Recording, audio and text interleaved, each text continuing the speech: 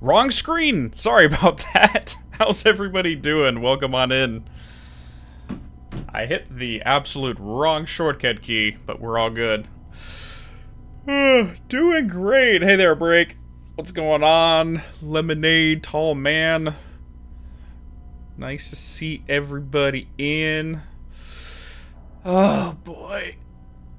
Oh. Sorry, just stretching right here. Trying to get nice and comfortable before we get going on what I most likely is going to be the final Silent Hill stream, but it really depends on how much I ramble. Yes, Sean, wrong lever! That's exactly what happened. Oh boy. Alrighties. So, I wanted to get a little, one cool little detail, just like we started the last stream off with me mentioning stuff that I forgot to mention. I'm going to do a little bit now, not as much, but at the beginning of stream 2, we were in the Balkan Church and we were talking a little bit about the Daemon Flauros.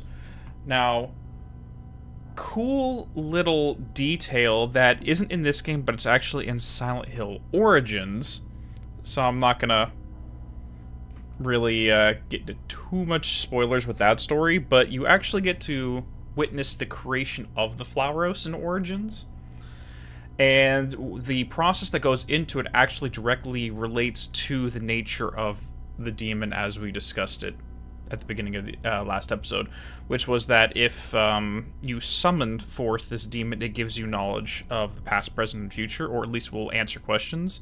However, it will always lie to you unless you bind within a triangle, and then it will tell you the truth.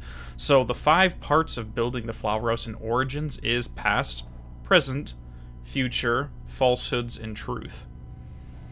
So obviously, devs very much wanted to bring attention to that, and it's very intentional. It's not just a little naming scheme illusion. But that's really about it. So when we last left off, we got through the Brookhaven Hospital, or not the Brookhaven, sorry, Alchemy Hospital. Went to the mall and saw the symbols for the 7 Olympic spirits dealing with the stages of spiritual alchemy. Had some weird scenes with Lisa, and Dalia was acting weird again, but our task is to head over into the other side of town, going through the sewers, and that's where we're heading. So, just for starters, for anyone who just finds this channel or this video and you are not familiar with what we do here, if you're looking for a standard playthrough of the game, that's not really what we're doing. We're more going to be spending more time stopping and talking about the under the surface things that are going on. So this is more of an analysis and less of just a pure gameplay stream. But if you're interested in that stuff, feel free to join. Alright, let's get going. And run away from these guys. Ugh!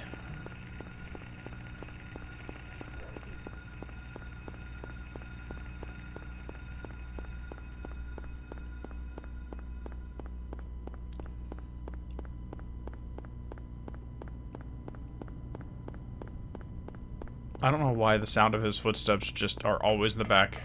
It's such an iconic thing for me growing up with this game.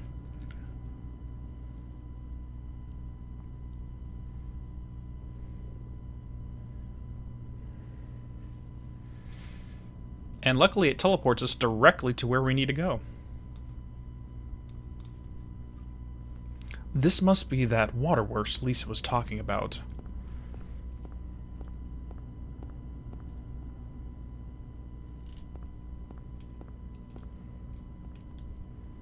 Yeah, and if they're talking about the AI verification stuff, yeah, I'm not going to have to worry about that, because just to be able to get paid by YouTube, I have to go through way stricter requirements than they're doing at this point. So I've already gone past that a long time ago. Open the lock. There we go. And I don't think anyone can watch my channel and think that it's made for children in the slightest. Alrighties, we're heading on in to the sewers.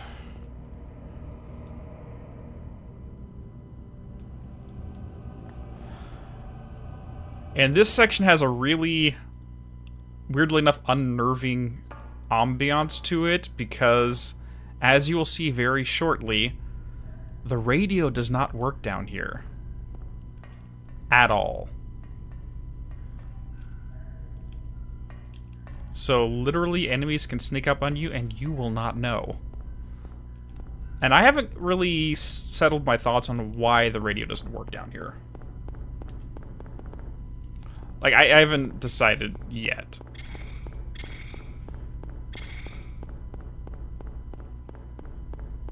I mean, you can always, like, the sewers themselves are going to be, oh, yeah, oh, gosh, go away. And we got little praying mantis jackasses everywhere. Ah, run.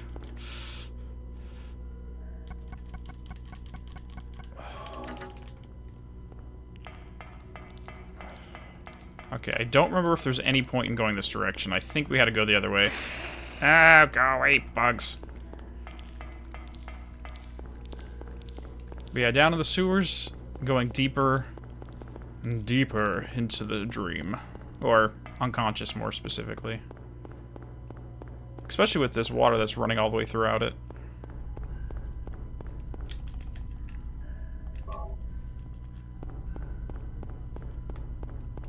Okay, let's see if we can... Like, I can generally get through this without having to do a lot of fighting.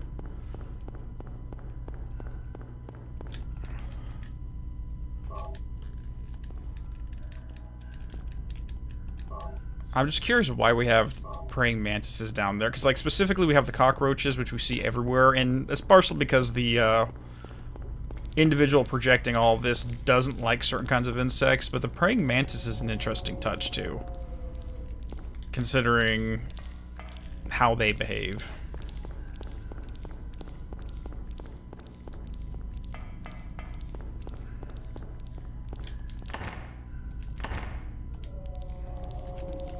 Crap! Get out of here.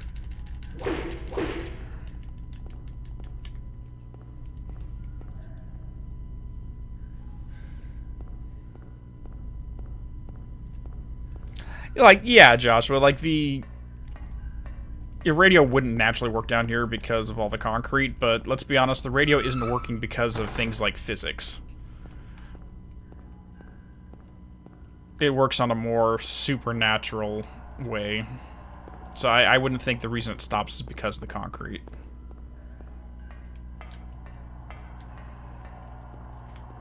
Hold on, let me move my microphone a little bit so I can read chat better. Actually, I probably should put my glasses on, but whatever.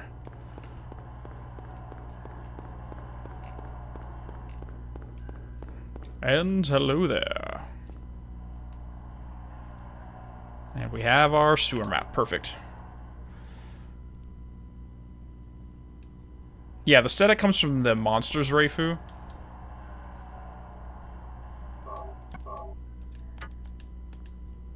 I mean, at the end of the day, insects are more, primitive in terms of their psychological basis. They're more, if-then, active and reactive.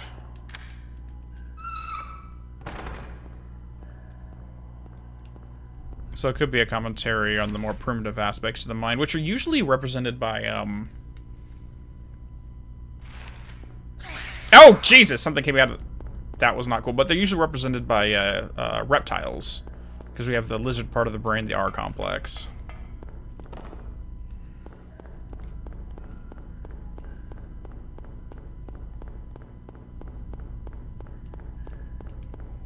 Is it... No.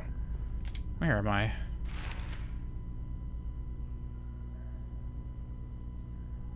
I don't even recall where the proper door out is.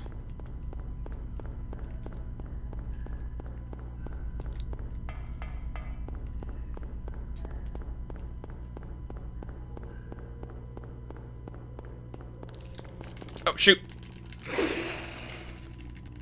See, I got an axe too. You got laser or blades, so do I, but mine's bigger.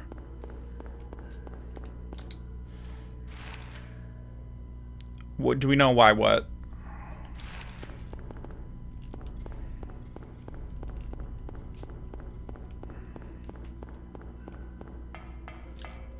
There we go.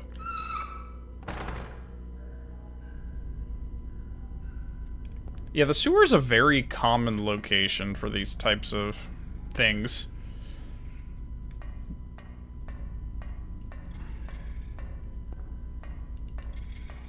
But yeah, there's definitely an association being done here with these little praying mantis insects. Oh, crap. One down. Oh, crap. That was a complete accident hit. Oh, come on. Get over here. I have to time this right. There we go. Good enough. Yeah. Like, as nerve-wracking as the radio is to have around, it's even worse when we don't have it.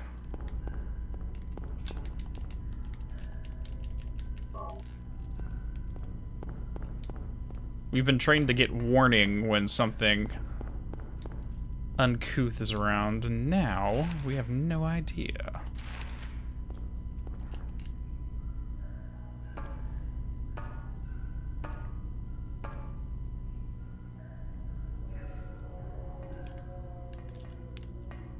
Hello there, all of the health supplies. I'm very much appreciated with it. I mean, what's the difference, like, as someone who's not up with my, animals? Is silverfish a type of insect, or an actual fish? Forgive my ignorance, so go ahead and educate me on that. Oh, gosh, something coming from the ceiling. It is a type of bug. You want a real sewage worker to design a sewer? I bet that would be more terrifying. No crap. Okay. And is there nothing in here? I do not think there's anything in here. Stop it. Stop it. Go away.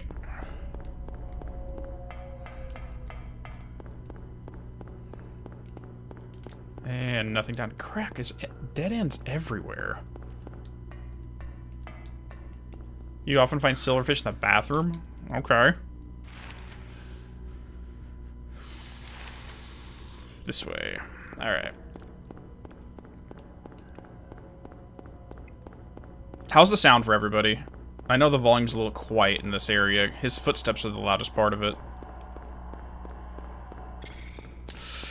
Crap. I got 1, 2,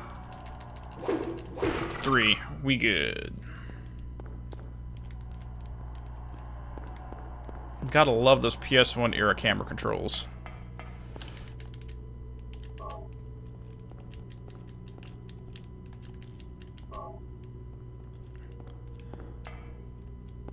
That's a wall. Oh. Crap. Drop.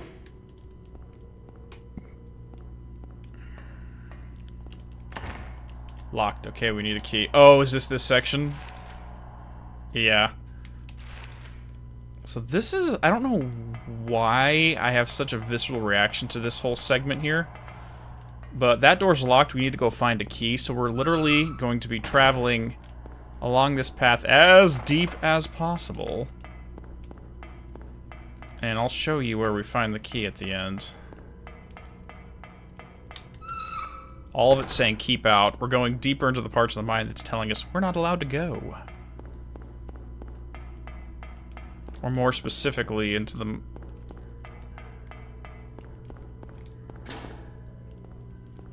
part of the landscape of the mind that is projecting this.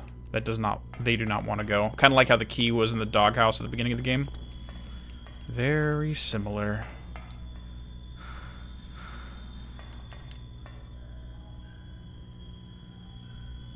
It's a sewer key is under the water in the deepest part of the sewer.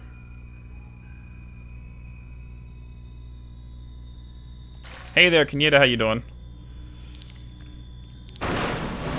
Sometimes you gotta brave the darkest parts. And we're just gonna run away. I am not gonna fight you. Ah, you That guy said, you wanna bet? Okay.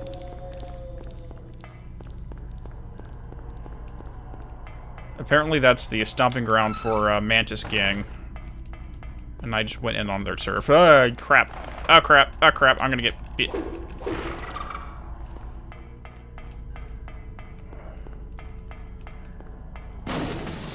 I don't like that. Okay, we're good. You're currently watching on your phone while you edit your video. Oh, how's that going, by the way?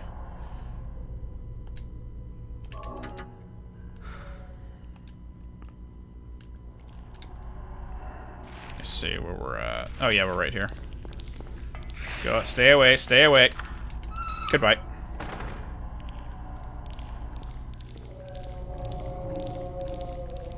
I think it's following me. Let's just head right upstairs. And get the hell out of this place.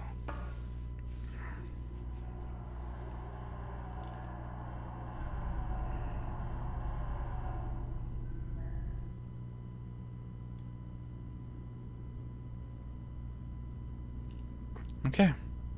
We're done, and it's nighttime, unfortunately. I mean, we're back under the moon of the eclipse.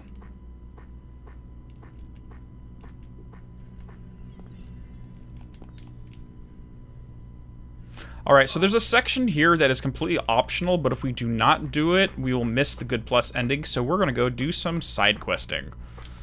It's weirdly enough the only true side quest in the game. It won't take long, though.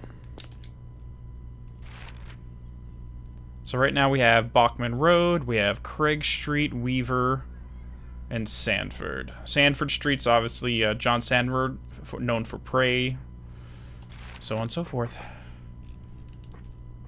It's snowing, but there's no snow on the ground. Technically, the snow effects are landing on the ground, it's just they're melting very quickly. And we have to go to Annie's bar, I believe. I just gotta get my lay of the land real quick.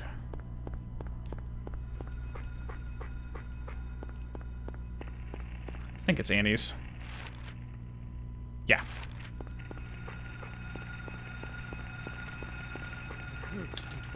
I don't want to hear the hoo hoo hoo hoo.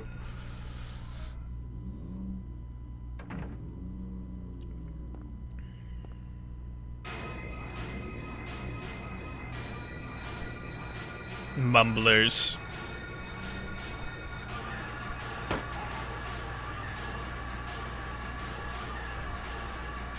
Hello, Kaufman.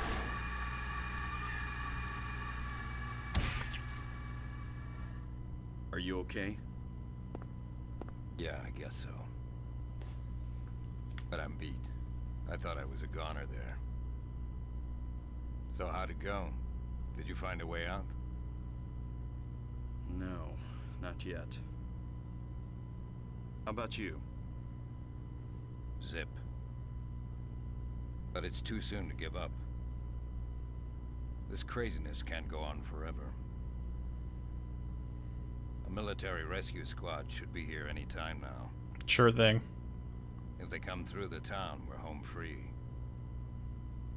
I hope so.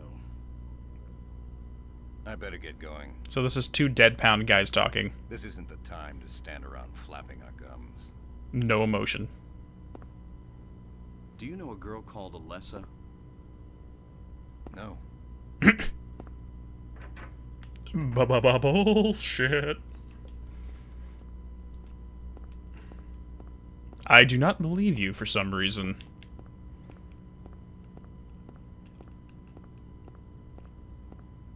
Okay, let's look around the billiards. There we go, that's what I'm looking for.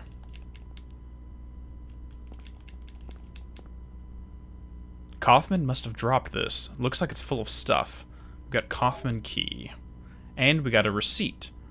0473. Oh.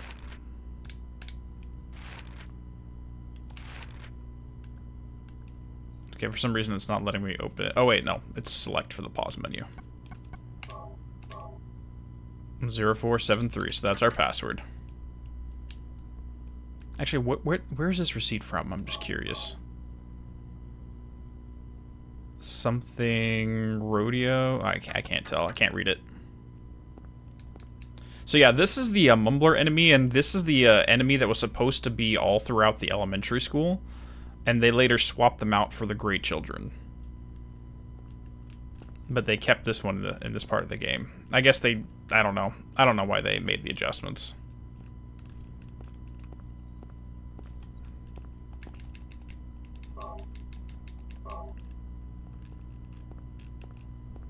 Ah.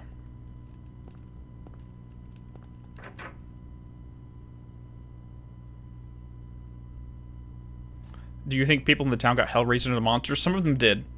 The ones Raifu in the hospital, the nurses and the doctors, yes. Because they're shown to be taken over by parasites. And they're controlling their actions. So those ones are definitely real people, confirmed by Team Silent. A lot of these other ones are manifestations. And not actual... Ah, gosh! Like, that's a manifestation right there. For... What did I say it was? 0473? Yep, there we go.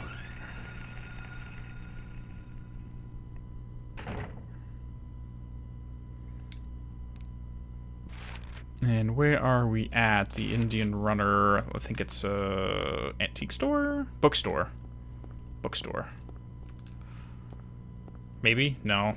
I don't know what it is. Where are we at? There's a drawer. Do you want to open it? 100%. Let's do this. We have a safe key. August 20th. He came by. I handed over the package that the woman left here. September 12th. He showed up at Norman's, too. Don't want to be involved with the likes of them anymore, but I'm getting creeped out even more than before. Thoughts of leaving town, but I'm afraid of what will happen if I do.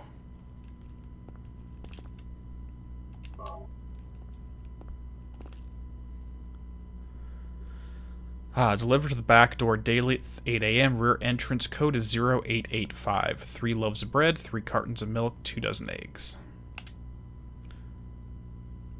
3886, sorry. Norman Young.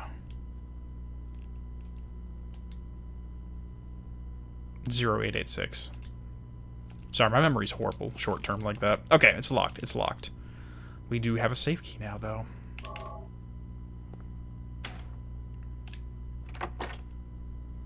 What's this? Drugs?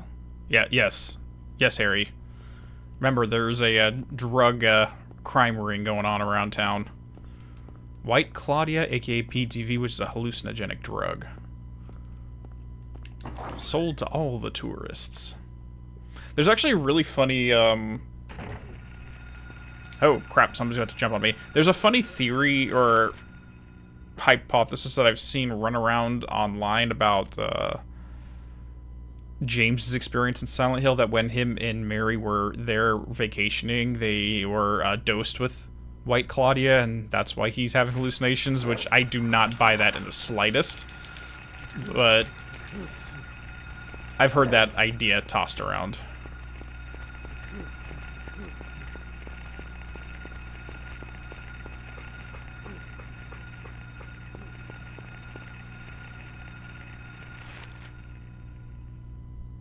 Alright, I'm getting close to the motel. Hey, sorry, don't hear. No worries. You can call me Dean Woomby if you want to. I come out of the first stream the other day in a series of rundowns. You said you didn't like post Team Talent stuff. Which have you tried? Woomby, I've played basically every game after Team Silent left except for Shattered Memories. It's not that I didn't like them, it's just they didn't have the same understanding of what makes the Silent Hill franchise good. The games themselves were fine, personally. Like, I didn't really have a problem with the games themselves, but they weren't Silent Hill.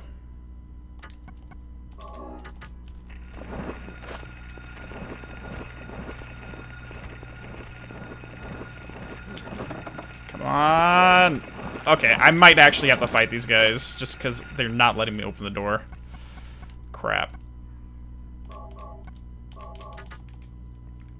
Actually, no, let's use pistols. Because I have way too much pistol ammo.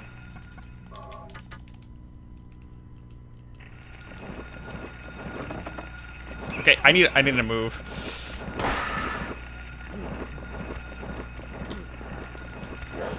Oh my lord, get off of me!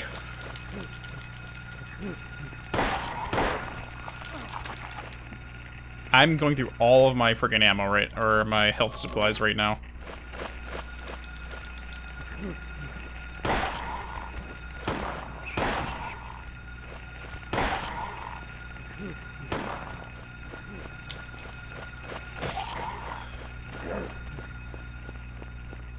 Just run in circles and you're good. Oh, come on.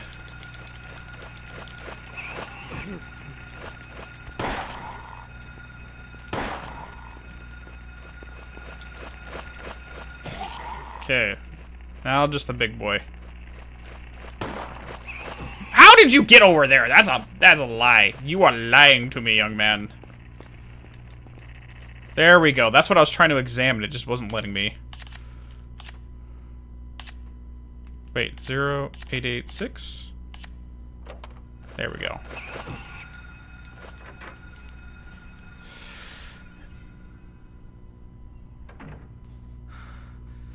Okay.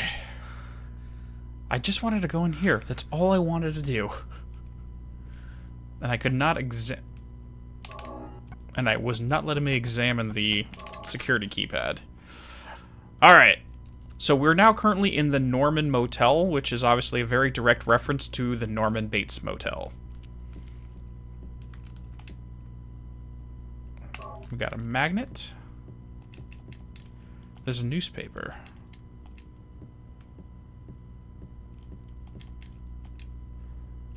Definitely a Psycho reference.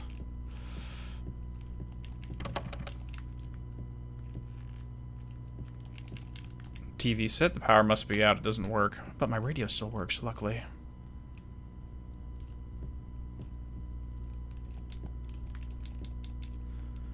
There's a guest register. Nothing special is written here.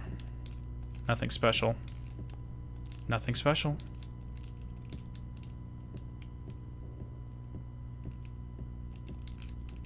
I thought there was something else I needed to grab while I was in here. Or is it literally just that? Let's go find out. Where is the Kaufman key? Kaufman key, the number 3 is written on it, so we're looking for room 3.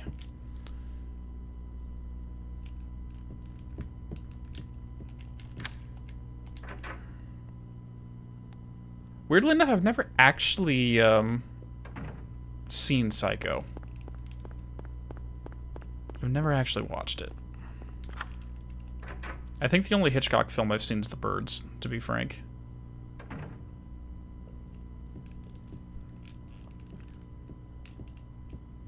So this is Kaufman's motel room where he's constantly staying at.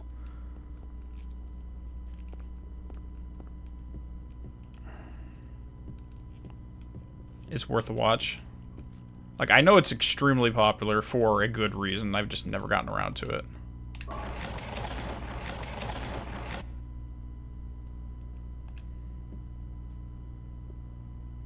There's something that glinting aside. The crack's too small to reach it. Luckily, we are a magician and have a magnet.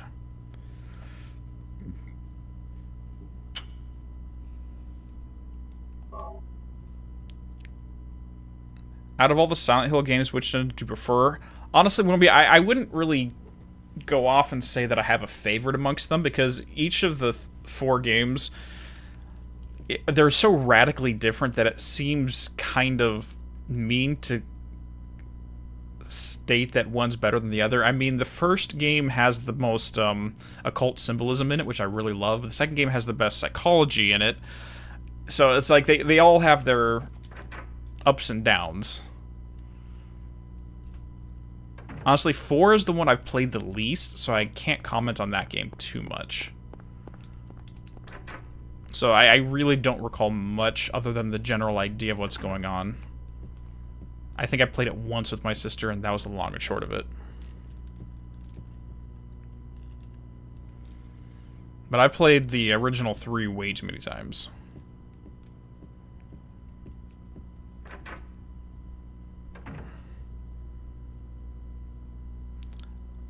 Alright, so first things first, let's grab some ammo.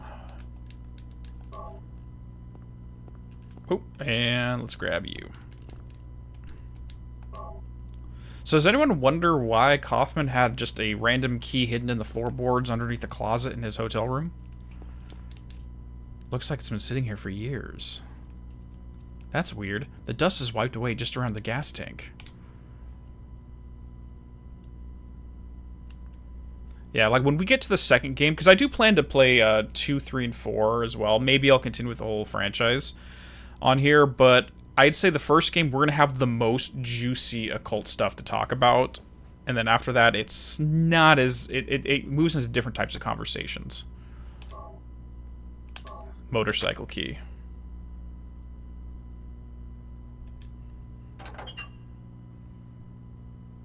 Small glass vial wrapped in a plastic bag. What's this? It's like the busted vial I found in the director's office at the hospital. Remember the cherry Kool-Aid we picked up in the plastic bottle? Same stuff.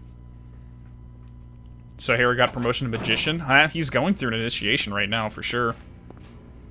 Give me that. What is this? That's none of your business. Instead of messing with that, how about coming up with a way to get out of here? You shouldn't be hanging around here goofing off. What do you think you're doing? You want to get yourself killed? Get out of here. Okay, take it easy. Unless you want to die, keep your mind on business. Got it?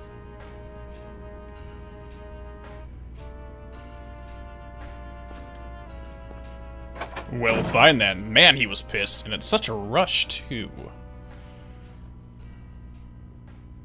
Better hurry, I'm worried about Cheryl. Occult stuff is interesting, but I also think it's partially used for interpretation food for the mind.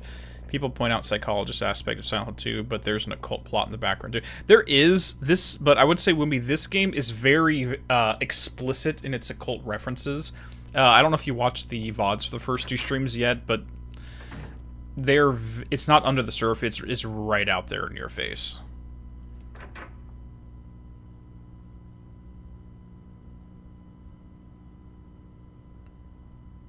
And it's not just the fact that they're using, like, oh yeah, we have a summoning circle. I mean, no, they actually use alchemical rituals and the exact terminology behind it. And when we get into the next dungeon, I'll be able to showcase just how in your face they're being.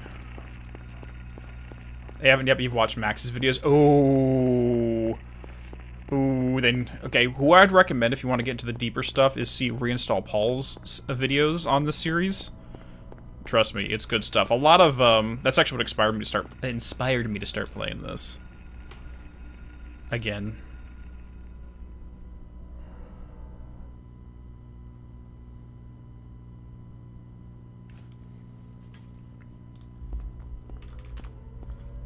What's this? Whoa, sounds being weird.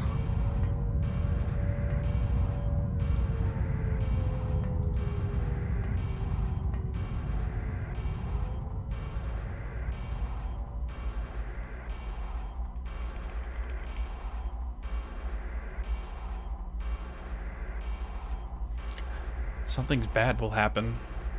Sorry, I missed that. I was looking away.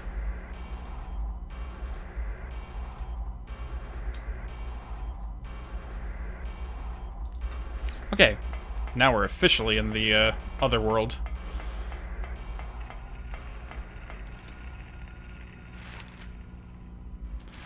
And I'm waiting to watch his video, his entire series on Twin Peaks, because I'm barely starting in Twin Peaks, and he has a full playlist on it.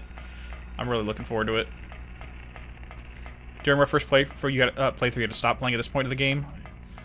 Why? What got you to stop here? Was it just getting lost, or just, oh, hell no? Sup, Draco? What's going on?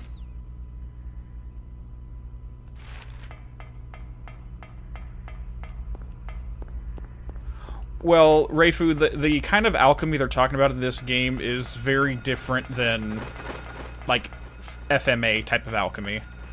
It's not about forming and creating things and disassembling things. It's about the evolution and the purification of the self.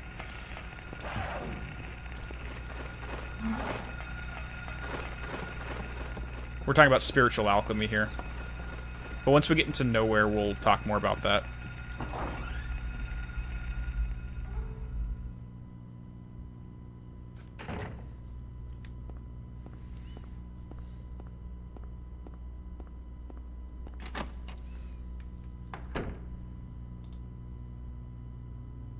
Sybil, Harry! how did you get back here? I followed the sewer. Were you the one who cut the fence? I'm glad you made it. I was worried about you. You were worried? Where did you disappear to? Never mind. I want to know what's going on here. What is with this town? This may sound really off the wall, but listen to me. You've got to believe me. I haven't gone crazy. I'm not fooling around. At first, I thought I was losing my mind. But now I know I'm not. It's not me. This whole town. It's being invaded by the Otherworld. By a world of someone's nightmarish delusions come to life. Little by little, the invasion is spreading, trying to swallow up everything in darkness. I think I'm finally beginning to understand what that lady was talking about. Harry, hold on a minute. I don't get it. Look, I don't understand it all myself. I guess I can't explain it. Well, what's making this happen? I don't know that either. But I do know Cheryl is there. There? Under whoever created this darkness. Cheryl is somewhere and she needs my help.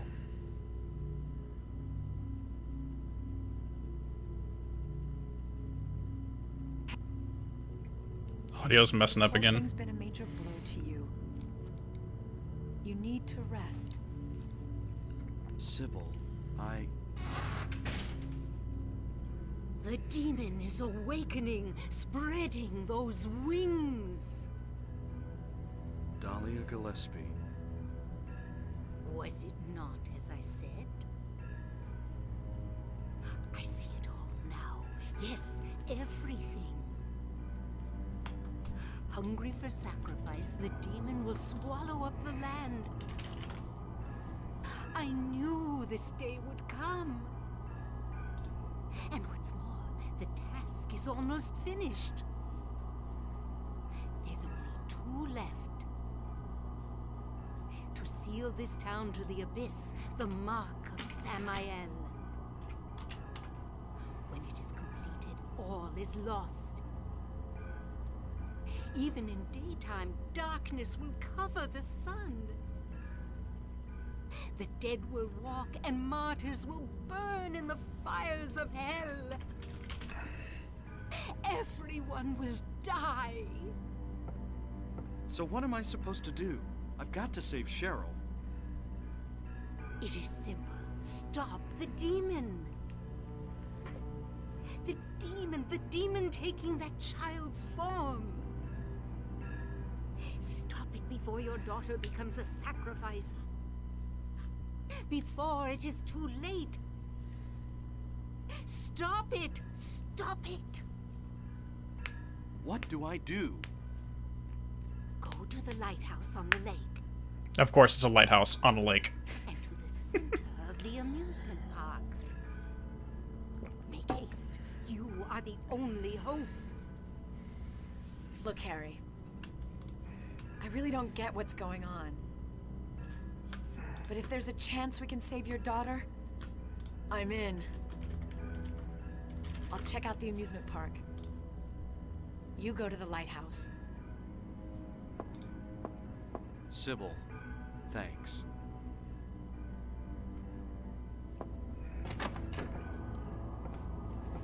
You will need to use it. Use what? The flowers. Only with that can you stop it. What about Sybil?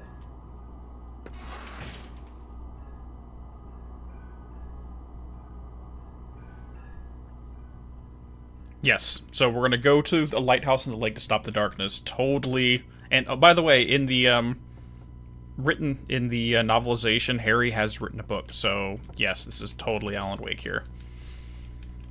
And to answer your question, Joshua, I'm playing this on my PS3. I found it on my old PS3 when I was trying to find a way to play this game earlier. I guess I downloaded this a long time ago.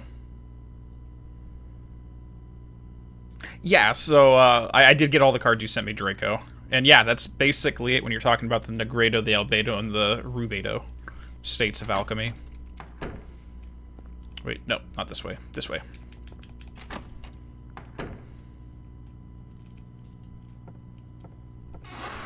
I think we need to go out this way.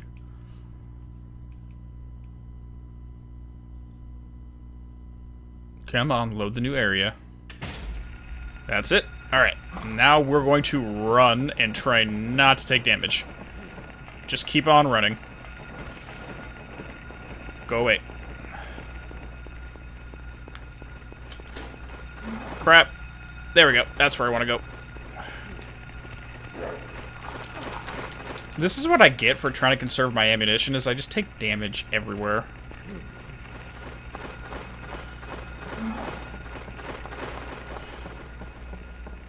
What's my health like? I don't know if Draco can't. Are you able to put Discord in chat, or I don't know if you have the rights to post.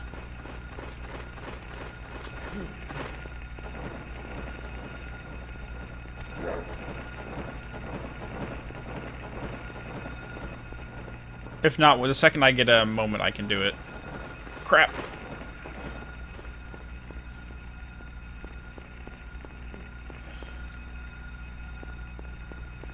Oh my gosh. I am so getting lost here.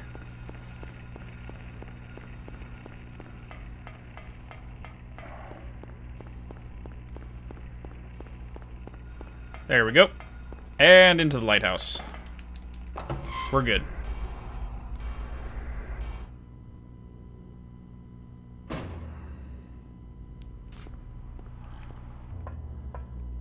And of course, we have the spiral staircase. Very much a symbol of ascending and descending consciousness, at least in this context.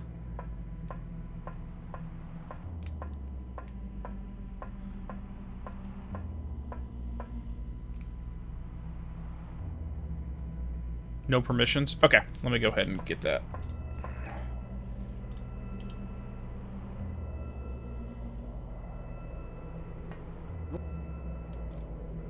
The audio's going weird right now. Damn, I was too late.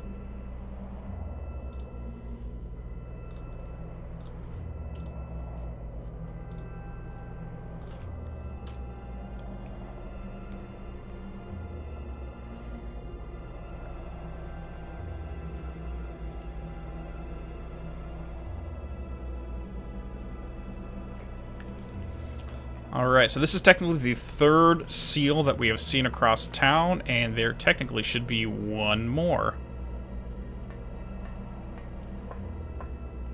So according to Dalia, we're intended to stop Alessa from putting the seals all over town. That the nightmare of the Otherworld is summoning being manifested here because of this.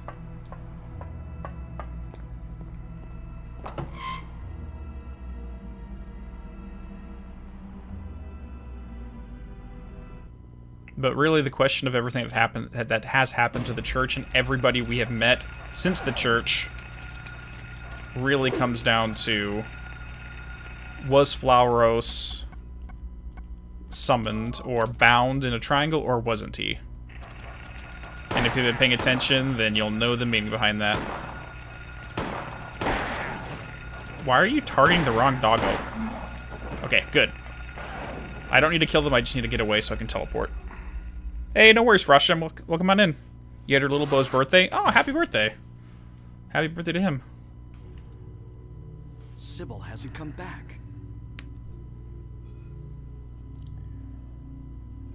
That creep's sure to show up at the amusement park pretty soon. Let me be on time.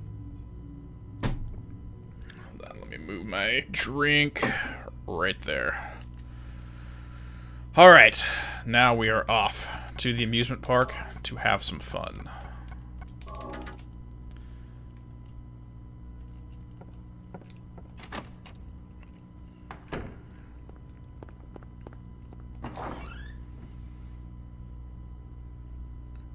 And the reason I asked that question, whether Flauros has been bound within a triangle, is everybody we've met since attaining the tetrahedron, are they falsehood or telling us the truth?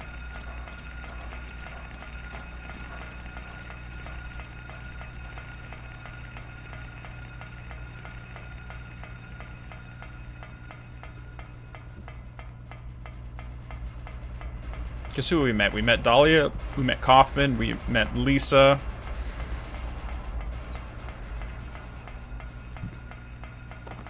Crap. Crap. Crap. Crap. Crap. Crap. Go through the door. Go through the door. Can you, like, please move? Okay, we're going back into the sewers now. He's making an Ars Goetia reference? Yes. Yes, I definitely am. I have not played Disco Elysium, no.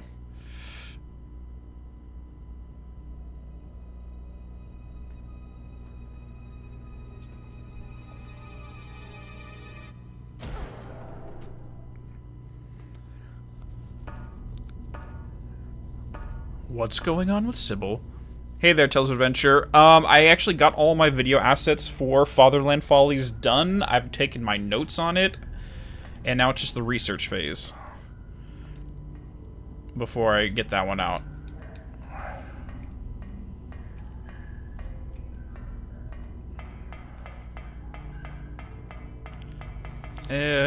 Let's go this way away.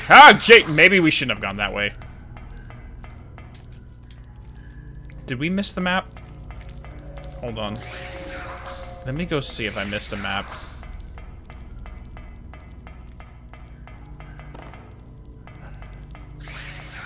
Nope. I don't think we can go that way. Let's just keep on rolling.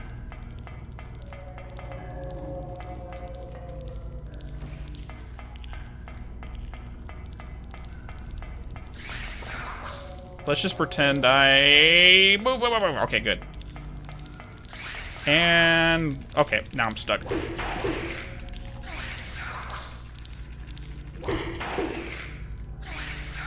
Come on. Get out of here. Move. There we go. That's the direction I'm trying to get to.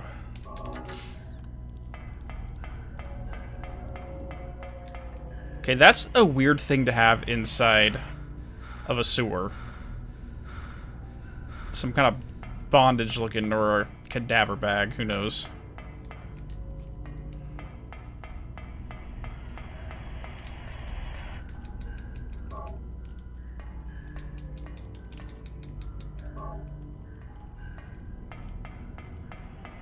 Like, I think I did download Disco Elysium, I just haven't gotten it to it yet. Frankly, what I'm trying to do at the moment is get through a lot of the backlog of video content, or video essays that I'm working on. Because once I finish up a couple of the series, I will be able to... I'll have a lot more free time.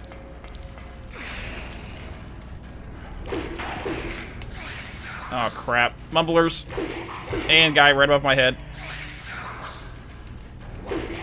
Okay, now run. Run, run, run, run, run, run, run. Get out of the way.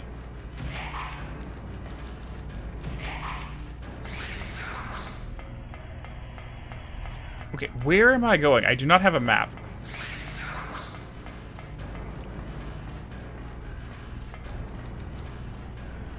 I feel like I am very lost right now.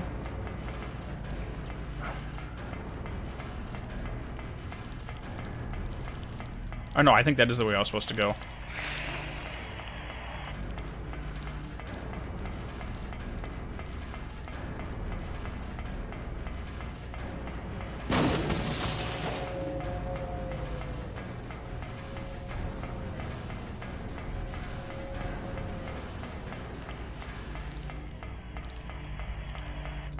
Oh, it's the merry-go-round horse. So maybe this is where that object of power came from.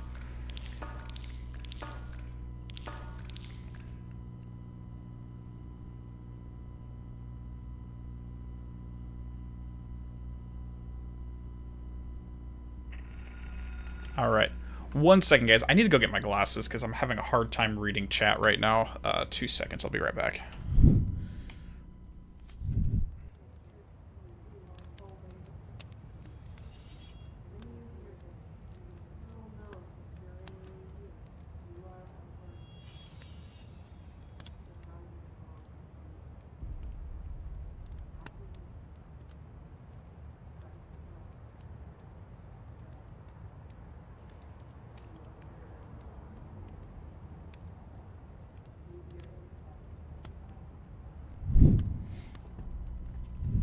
Okay, we are back.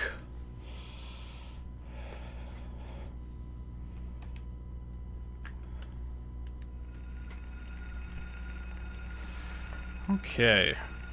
So, who else wants to make the headcanon that this is where the merry-go-round horse came from?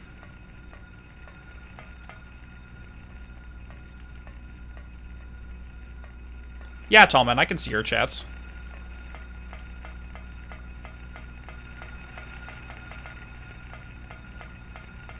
And it's so hard to see where I'm going here.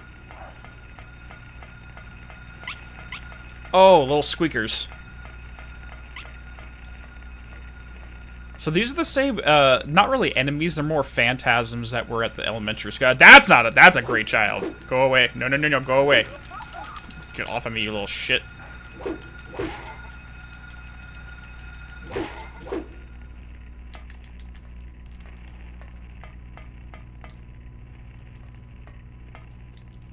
Who says the merry-go-round horse isn't there? Well, we just saw one in the water in the sewers. Somehow it ended up in the oldest house, though.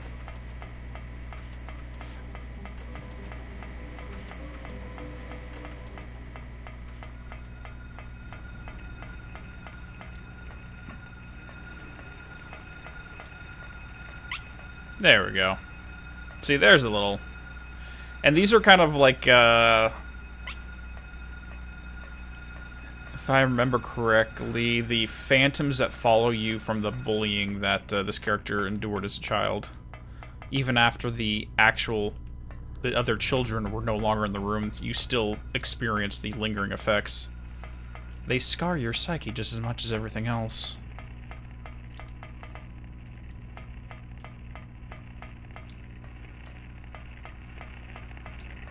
There we go. Can you please... No, I'm in line. I was here first, and you can fall over. That's fine.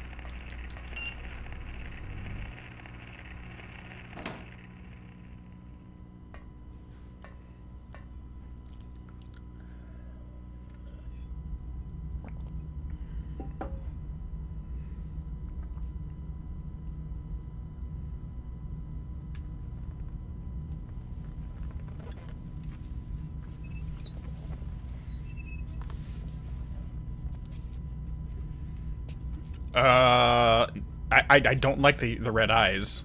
No. Sybil, what is going on with you? Stop acting like... Okay, no, that's even worse than the nurses. Alright. So, We are not gonna fight Sybil. Instead, we're gonna throw some cherry Kool-Aid at her.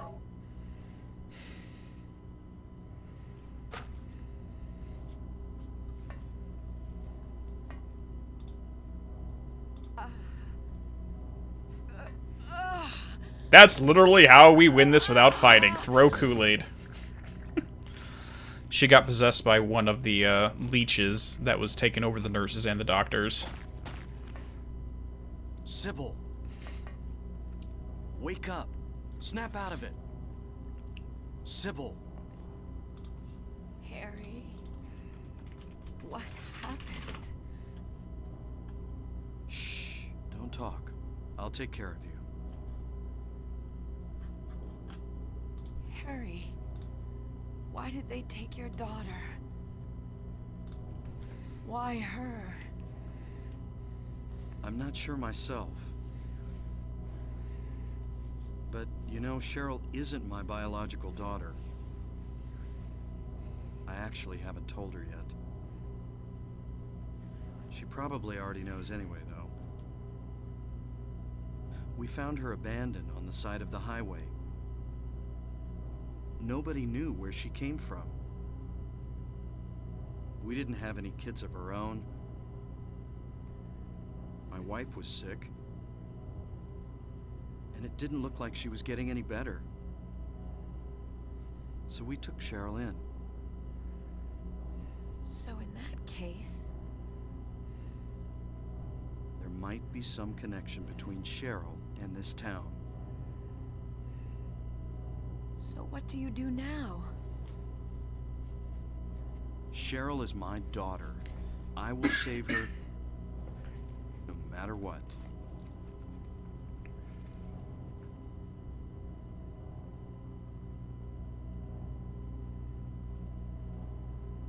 And again, the developers have confirmed that the like the fans and the Ferris wheel and the merry-go-round going in circles is a symbol of resurrection and renewal in this game. I'll get caught up in chat in a second. Hold it right there. I don't know who you are or what you're trying to do, and I don't care. Just one thing. Let Cheryl go. That's all I ask. What?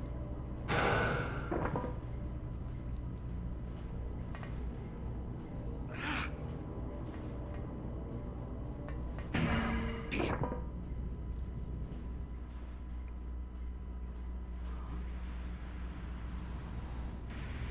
What is this? And there's the flower house going crazy.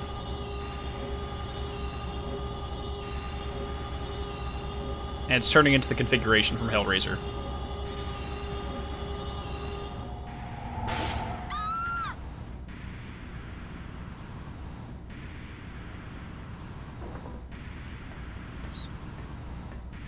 Where's Cheryl? Give me back my daughter.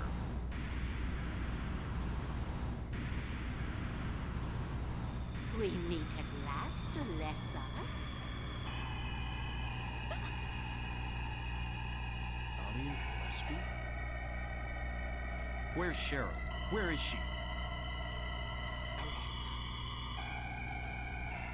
This is the end of your little game. Mama? Could she be? You've been a ghastly little pest, haven't you, Alessa? I was careless, thinking you couldn't escape from our spell. But Mommy didn't know how much you'd grown. That's why I couldn't catch you all by myself. But what a pity, yes? Now you're half indebted to this man for his help. Hey, what are you talking about? Alessa, my dear little girl, there is one thing left I need you to do for me. No! Get away from me! Bad girl. Everything's ready. Let's go home. Can you smack Dalia with a frying pan? Feel free. What's going on here?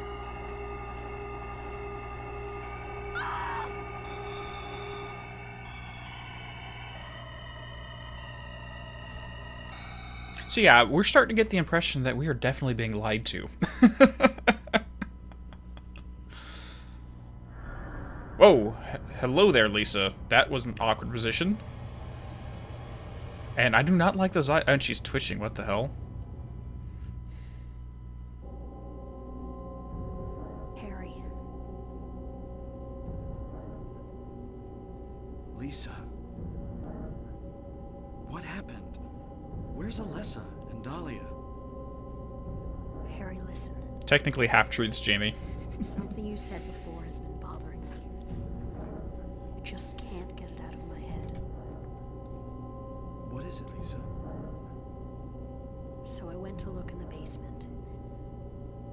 Even though I was scared as hell. Like you said, there were these creepy rooms. But nothing really unusual down there. But while I was down there, I got this weird feeling. Like I'd been there before. Like something happened there. But I can't quite remember somehow. What was it? Harry, help me. I'm so scared. I can't take this. It's only a temporary thing. You're in shock from when you were knocked out. Don't fret about it. You'll remember after a while. No. You don't understand. Wait! Where do you think you're going?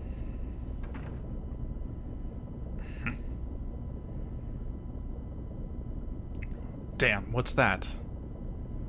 That sound. From down there? It's coming from the basement. Oh no, I'm pretty sure the, I don't have a map for this place. The voice acting is very much intentional. It's intended to be uncanny. It's intended to be off-putting. Alright, so I think we need to go through... That was a lot of cutscenes, so let me scroll up real quick and try to get caught up on some of the questions. The wheelchairs. Yeah, so the thing with the wheelchairs is it's something that's being manifested by the mind that's doing all of this, and we're getting really close so I can talk openly about that, but with context clues we should already know, to be 100% honest. But moving on... Sorry, I'm just trying to go through here. Lighting, the playground, ragdoll, getting it, discount penetration, feels like the Cenobites are coming. Yes, the Cenobites are definitely coming. I think I'm missing some stuff. This is why I need to write things down.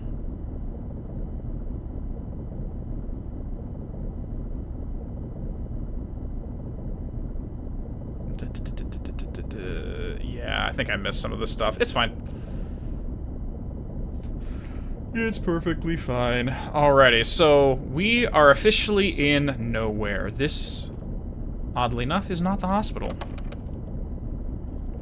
And we're about to have a break real quick to go over a quick little alchemy lesson before we're allowed to proceed.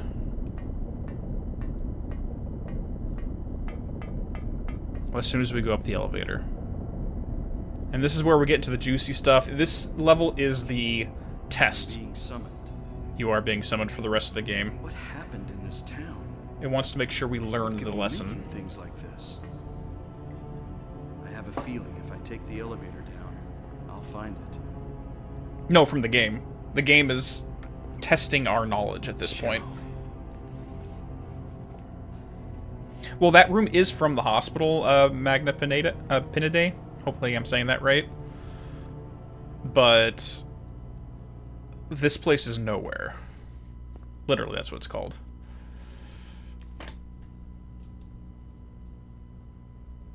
And to talk about Cheryl, I can't speak of it just yet. Okay, so this place definitely looks like the hospital.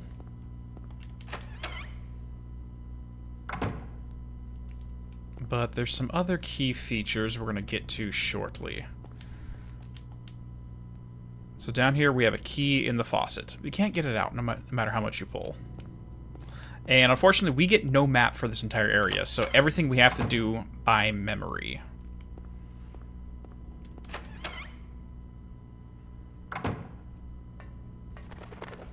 Oh, we're back with the bird cage. But this time there's a key inside and the bird is loose.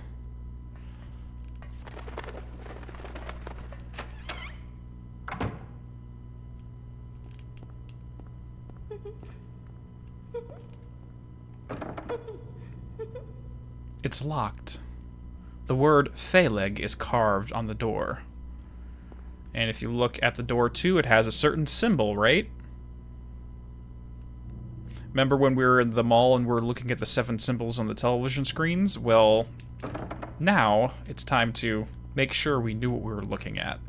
So this is where we're going to pause and move over. Yeah, a scene flurries when we were in where we had the 9 TV screens and all the symbols that kept popping up, that occurred inside of the mall. But now it's time to pull up some images, and we're gonna get into the whole point of this. So let's switch on over.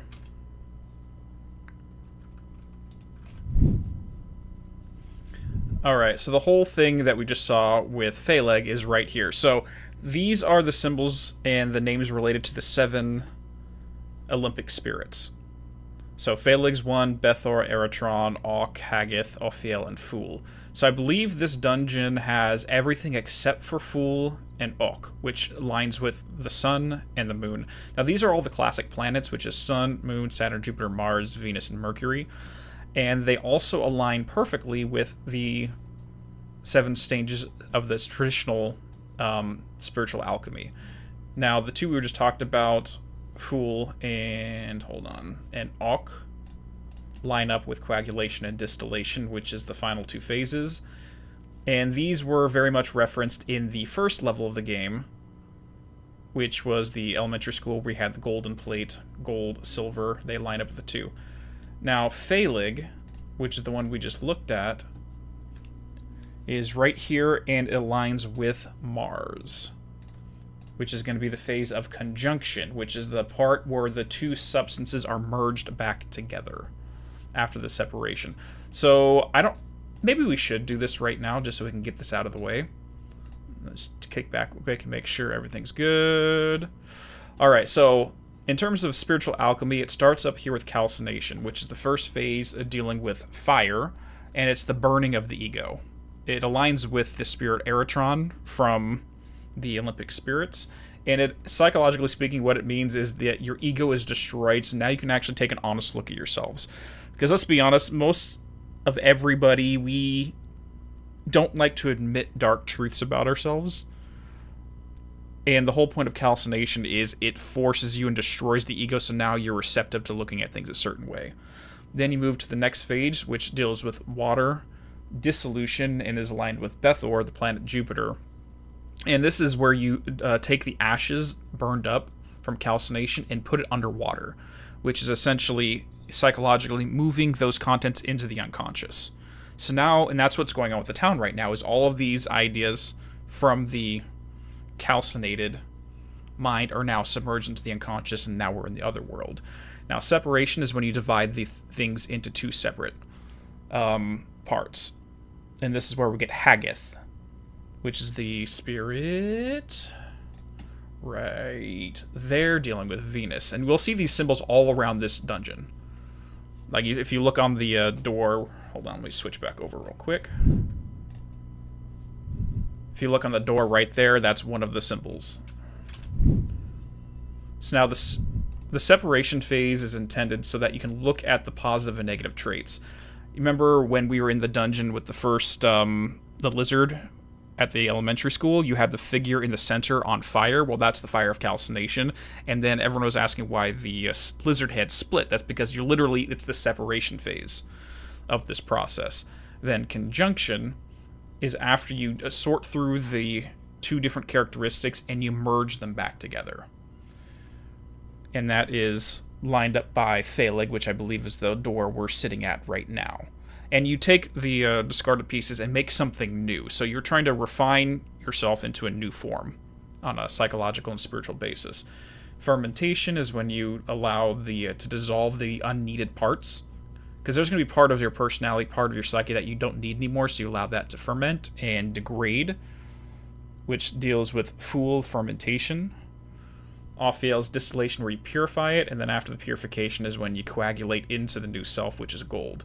So literally we're going from lead to gold, if you're looking at the exoteric sense of spiritual alchemy, but in the esoteric sense, it's literally a transformation of the self. So now that we got all those out of the way, we're ready to start. We're ready to start looking at this dungeon, because that's prerequisite knowledge in order to get through this dungeon.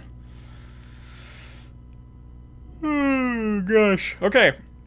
Sorry, I just needed to get that out of the way real quick, and now we can move on.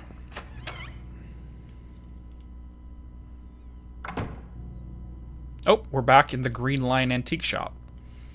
Remember, the Green Lion represents the consumption of the ego and the emergence of the new ego, while it has 7 red stars on its back. Let me pull that back up, too.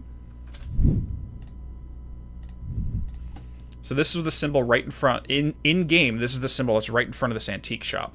The 7 stars are the 7 stages we just talked about. This is the old ego that is burned up in the fires of calcination, and this is the new ego that will emerge out of the waters of the unconscious to form the new gold self.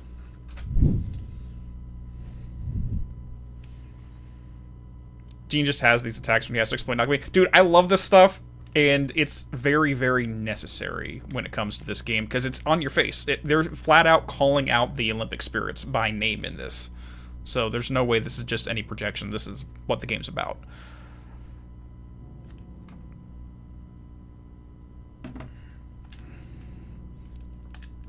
So the hand of the clock has a key. I can't get to it because of the glass's cover.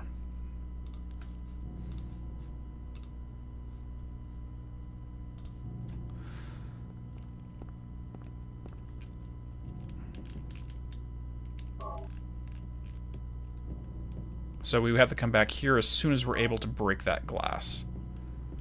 And I'm curious how closely aligned this is going to be with the Hatter, too, because remember, the Mad Hatter's Tea Party, which is also referenced in this game, has to do with perceptions of time, which is why I'm curious if the clock and its key... And now we got enemies. Get out of here.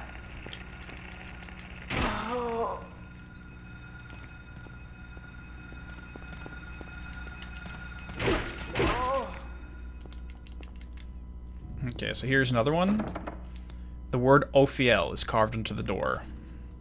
Okay, so this goes into the hallway of Ophiel, which aligns with silver and is the distillation phase. That's the purification phase.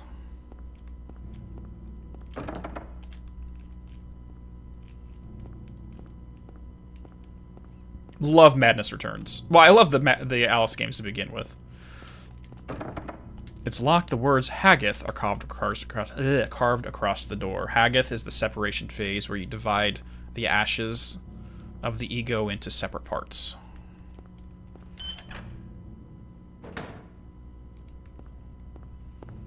Now we're heading down to the basement.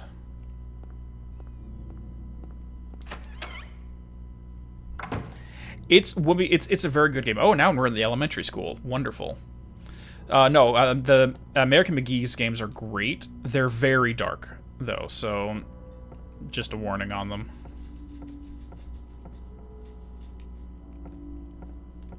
Oh, you guys are talking about Haggis, not Haggith.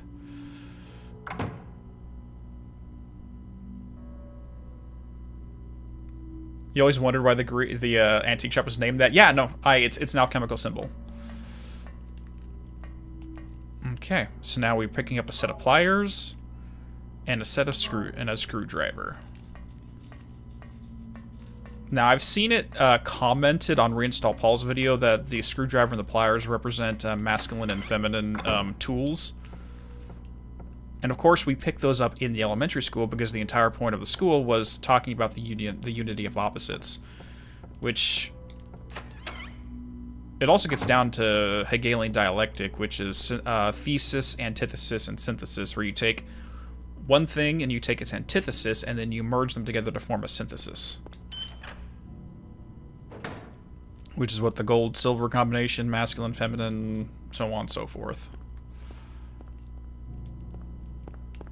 But now that we have some pliers, we can come back to the bathroom. Wait, no, not that one. That's the bathroom.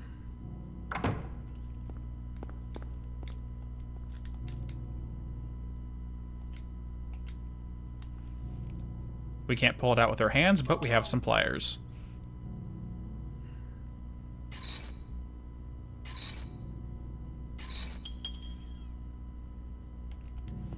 And we officially have the Key of Ophiel, which again deals with distillation. Planet Mercury, and deals with silver, which is aligned with the moon. And is the purification aspect. So now that we have Ophiel, we can go through the door of Ophiel.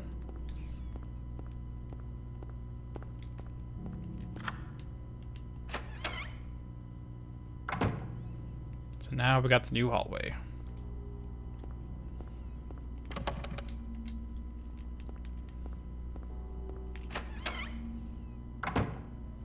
Okay, so this room is just the Zodiac, but we're not going to do this yet. Mostly for dramatic effect. I think we should do this later. We'll come back here, though.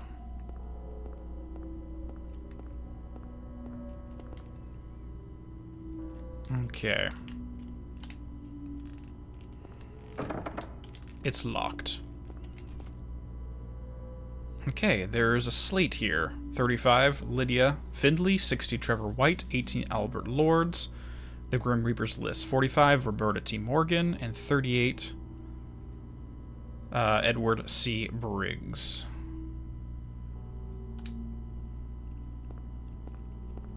But let's finish looking through these doors first. Yeah, the Hatter is connected with Mercury as well. Just because, well, maybe not in this sense, but he's connected to Mercury in the sense that the reason why he's insane is because of mercury poisoning. Because they used the substance when making hats back in the day. Names engraved on a lithograph, the Grim Reaper's list. Yes, the head count is set young and old lined up in order of age. Then the pathway opens, awaiting them, the frenzied uproar, the feast of death.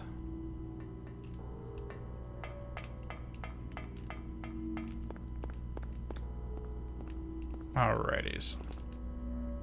So ding. Basically, the puzzle is we're going to take these in youngest to oldest, because the numbers refer to their age. So 18 is the youngest, letter A for Albert, 35 is next, L for Lydia, E for Edward, R for Roberta, and T for Trevor. It spells alert.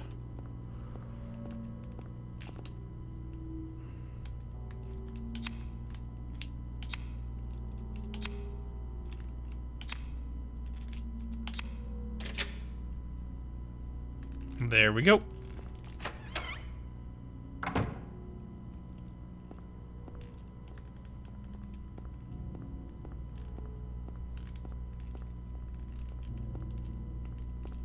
Why do cultists use Viking runes? I always thought on that. On the forums I found out the halo and sun translates to some of the symbols, but don't understand why they used Viking symbols. Which school are you talking about, I.e.? Because if we're talking about occult practices, you have to talk about which school we're referring to. And a lot of it, I've never, frankly, seen it used. Like, for example, this symbol right here. The Amulet of Solomon, or the Star of David, as it's known. And we talked about this a little bit in the elementary school, but you see the alchemical symbol for fire and water interlaced, masculine and feminine in perfect unison. But another cool thing about that, because remember, at least in the school, we had the masculine as gold, also the sun, and then you had the feminine as the moon, silver, And the point was unifying the two before going into the clock tower. Now, if you look at the name Solomon, it literally is Sol, Sun, Mon, Moon. Sun and Moon. The name Solomon literally translates to sun and moon, and it's the peace achieved by unity. So this is being manifested to make sure we understand the purpose of the elementary school.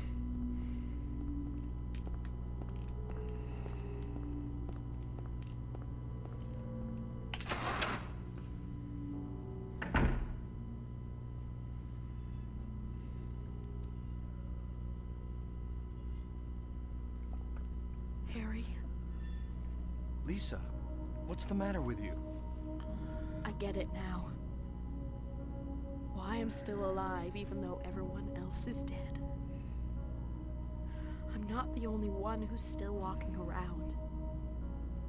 I'm the same as them. I just hadn't noticed it before. Lisa. Stay by me, Harry. Please. I'm so scared. Help me. Save me from them. Please. Harry?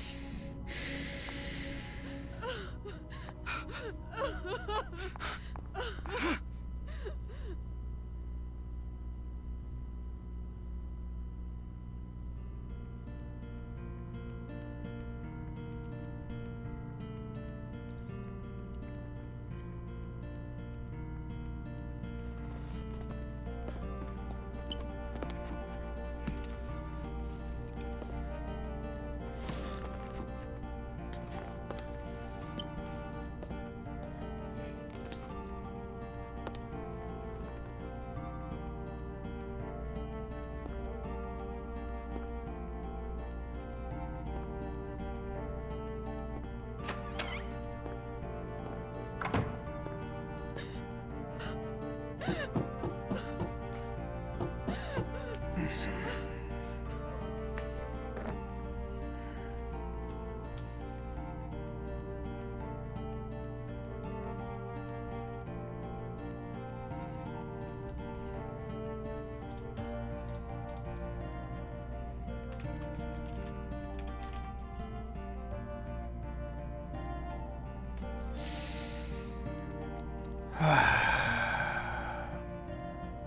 I love this.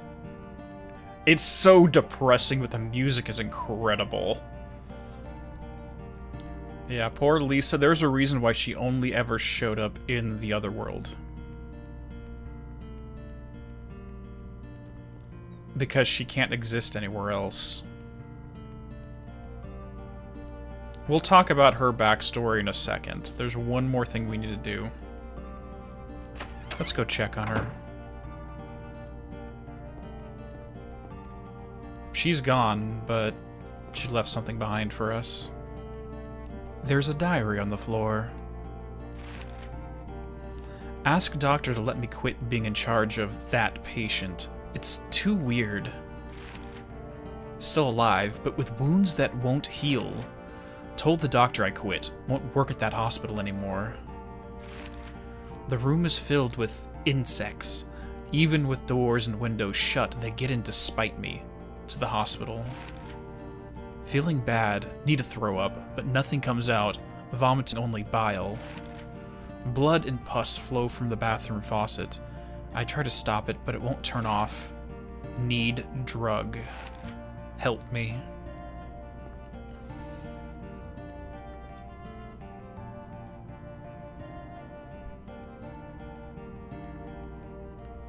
So an aspect of what we just got from here is she was put in charge of a specific patient against her will. And in caring for this individual, she started hallucinating blood flowing from the faucets and insects coming in. And it's never directly explained in the game, it's explained in other sources, so I'm just going to talk about it right now. The person who was keeping her in the position was keeping her drugged on White Claudia and PTV. Lisa was a drug addict, by force. And she had to remain in her position because she was being blackmailed, one, with being exposed, as an addict, but also being cut off from her dealer, making it so that she would go through the withdrawal symptoms. And because White Claudia and PTV are hallucinogenic, she started tripping and seeing all this insane stuff while caring for the patient. Now, we'll get a little bit more into that story in a bit. Yeah, I mean, technically speaking, we can talk about... Actually, I think there's enough clues to talk. We can say that now. But Kaufman was involved in the drug trade itself. We saw that in the side quest at the motel, where there was packages being delivered in and out.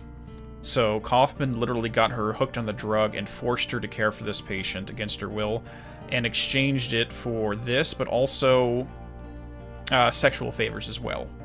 She worked off her need for the drug at the same time. And eventually... Well, the last part of the story we'll talk shortly, but... yeah, it was Kaufman. Blackmailed her, kept her hooked on drugs, and even forced her to prostitute herself to him.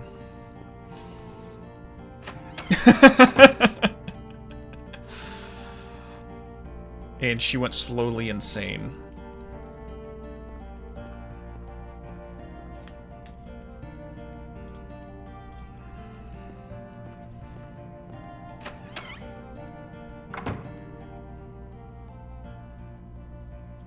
Okay, now we're heading into here.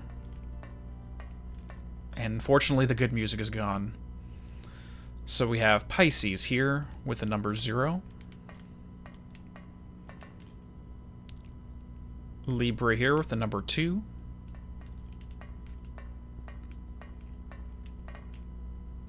Cancer here with 10.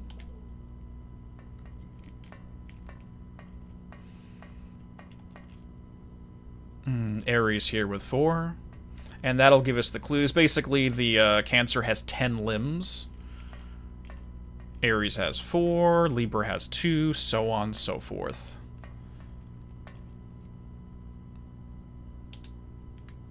So the idea is figuring out, using that as the basis, what's the puzzle? So this one has 6 limbs.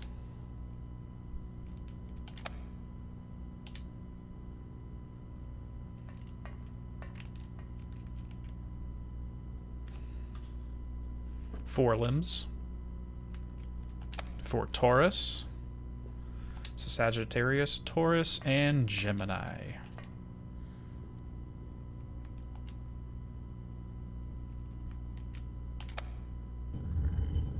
Eight limbs, because there's 2 of them.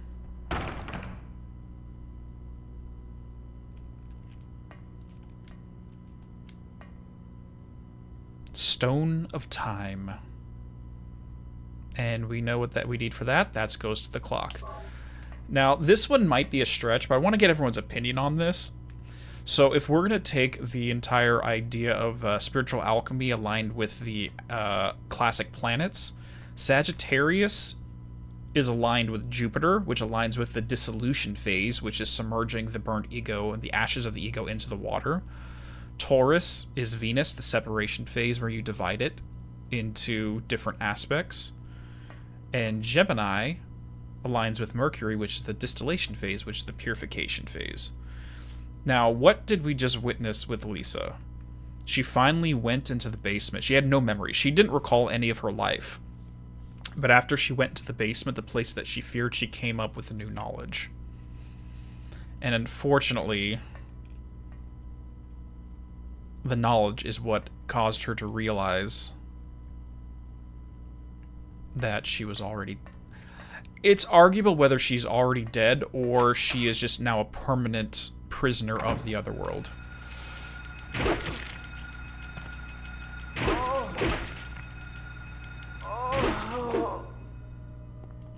It's debatable.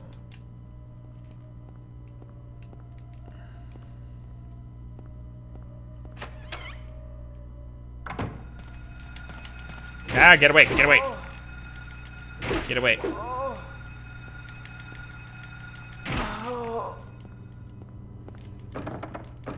Okay, so where was that door that led us into...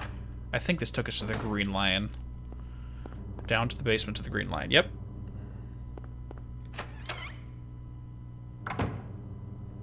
Nope, no. Basement is the elementary school. Where's the Green Lion? Or was it in the door of Ophiel? I think it might have been the door of Ophiel. No, because Ophiel is where we just went. Is it this one? Yes, there we go. So now we can put the Stone of Time into the clock.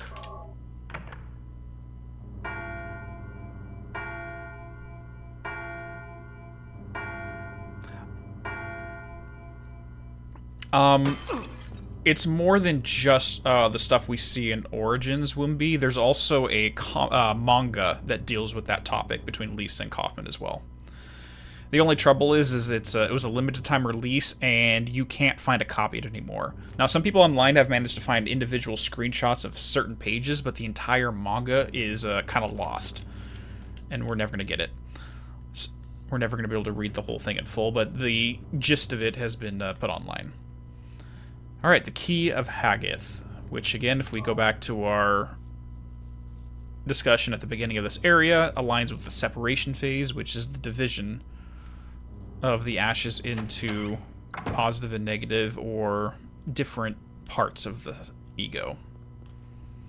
So now we can go into the hallway of Haggith. Wait, no, that's Phalig. Haggith's down here.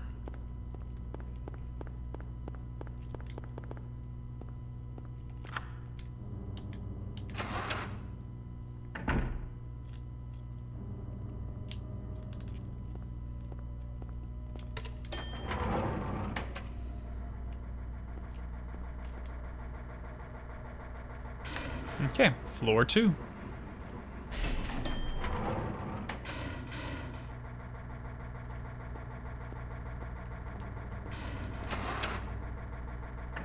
So we gotta remember there is one more room downstairs, which is the Hall of Phalig.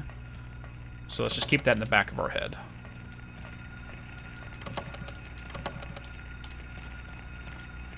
Down on the first floor. Come on. Come on, Nursey. Drop. Drop.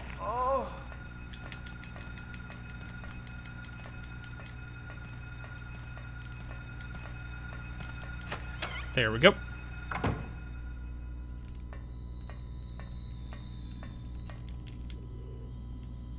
Yeah, there is no fourth floor. Well, technically there was never a fourth floor, Flarouge. The fourth floor only showed up to transport us into the Otherworld. Fourth floors don't exist in Japan. Alright, the Crests of Mercury. Unfortunately, this is the biggest thing I'm gonna have to give Team Silent a smack on, is that's not the Crest of Mercury, that is not the Caduceus, this is the Rod of Asclepius, not the Rod of Mercury. So they made a mistake here. It's a very common mistake, unfortunately. So the Rod of Asclepius is the single serpent that's twirled around the stick, and that has to do with medicine. Yeah, the 13th floor doesn't exist, Tails, in Western cultures, but in Japan, the 4th floor it has the same taboo as the 13th floor does here. So an interesting thing about the original design for the true Rod of Hermes or Mercury is that the two serpents coil 7 times amongst each other. Again, representing the ascending layers of alchemy as well. And the wings are supposed to represent divine nature, which again does not belong on the Rod of Asclepius in the slightest. But that's completely here, neither here nor there. But I won't give them a pass on this. I appreciate the explanations. All this went way over my head as a kid when I first played it, even the basic stuff. Oh, thanks, Joshua. Thank you for the donation. Yeah, like this is why I love this game. It's just because it has so much of these little details in it. Hold on, let me scroll down real quick. So yeah, Mercury is mostly going to be, it's the two opposing things. It's actually aligned with the angel Ophiel as well. It has to deal with enlightenment. And one other thing we get into this room is the Ring of the Contract. Very simple there. Has to do with marriage, the union of opposites. Literally, a wedding of the sun and the moon.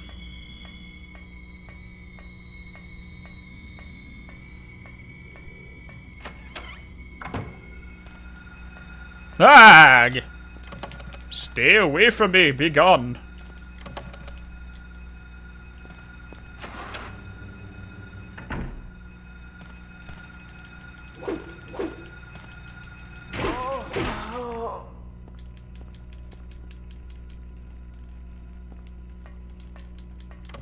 I mean, like, Wimby, you can definitely get the story. And this is something I brought up at the very beginning of the first episode of the stream, is you can get the exoteric story without knowing the alchemical symbolism or the occult symbolism, but you won't really get the occult aspect of it without a little bit deeper knowledge. And it actually helps you predict what's going to happen by the end of the game if you're familiar with what these symbols represent.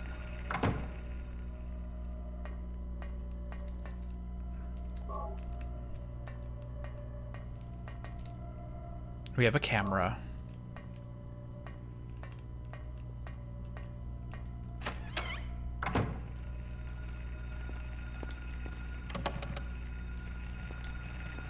Oh, and there's two of them down there. I can probably take both of you out. Come on. Come on, sweetheart. Drop. And your turn.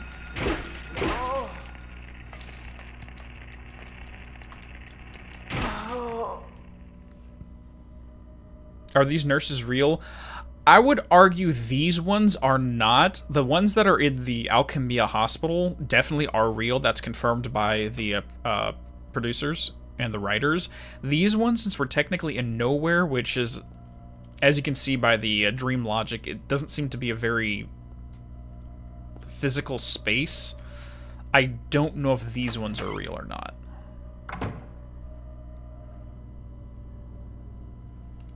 So, like, it's... That one's up for interpretation, for sure.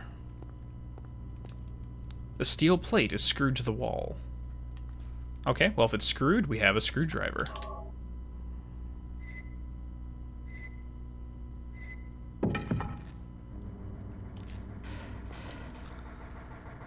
Okay, there's a key. Electricity is flowing to the key. I'll get shocked if I grab it now.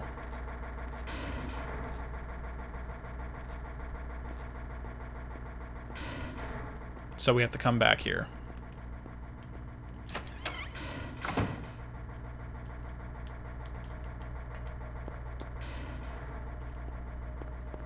And there's actually a very good reason why we cannot get that yet.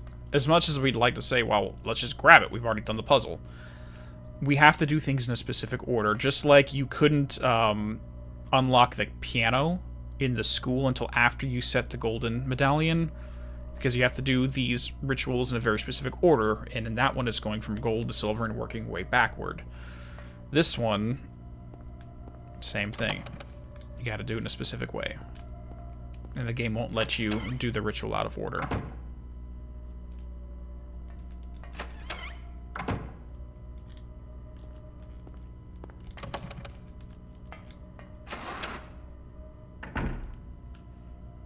Okay, so there's that hallway. Now I am gonna get lost again. What do we have on us? So we got those two symbols, we got the ring of the contract, and we got the camera. Third floor. We gotta go to the third floor now.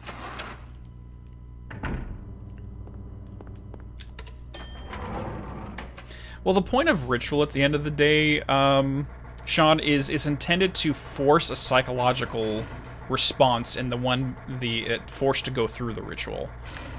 So if you don't do things in a specific way, you're not forcing them to the same psychological state. It's the reason why, since this game mentions Alice in Wonderland, which is a permutation of the Persephone myth. Oh. And there's Alessa right there praying at the altar. The whole mythology of an individual, or usually a young woman that is taken underground, just like Persephone, just like Alice does it. You have Inanna, I believe, I think it's Babylonian. You can correct me if I'm wrong, generally break, but that's one of the oldest variations of it. Isis goes underground as well, and the whole point is to simulate death.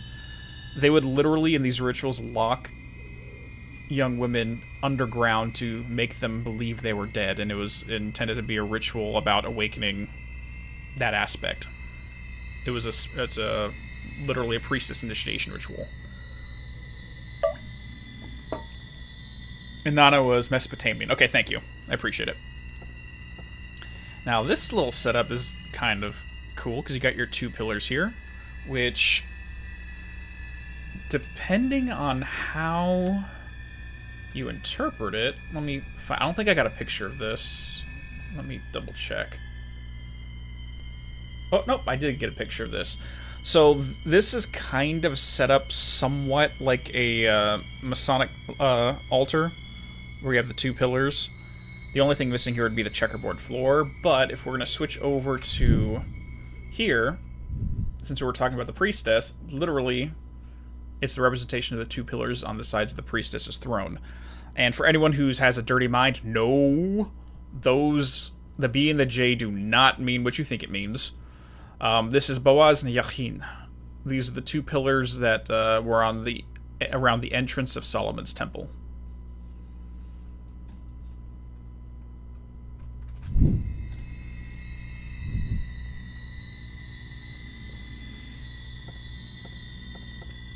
Looks like an altar. Wonder what they worship.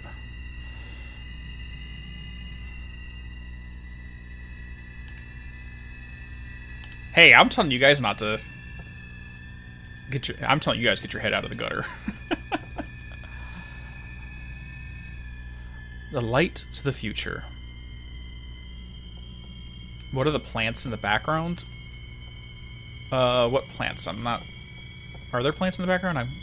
The pixelation's killing me. The light illuminating the darkness.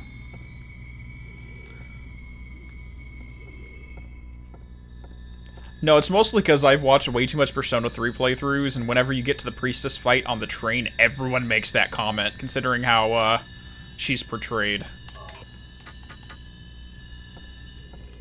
So, we gotta reveal something with a camera flash.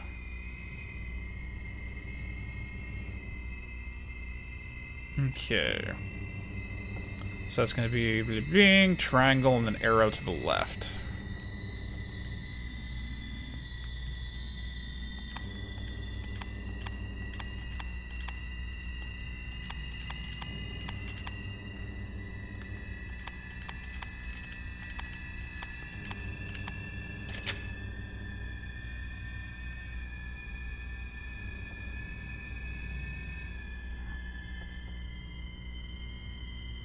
You admit you didn't know Tarot when you first played P3? Oh, well. Yeah, Tarot's very... If you're playing Persona, you kind of have to. So now we're heading to the left.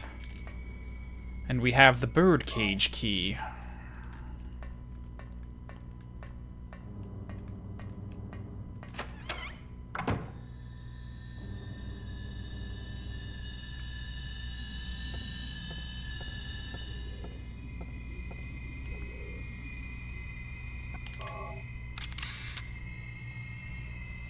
Alright, plus sign, square on the bottom left, and then a upside down cup. Let's just go with that.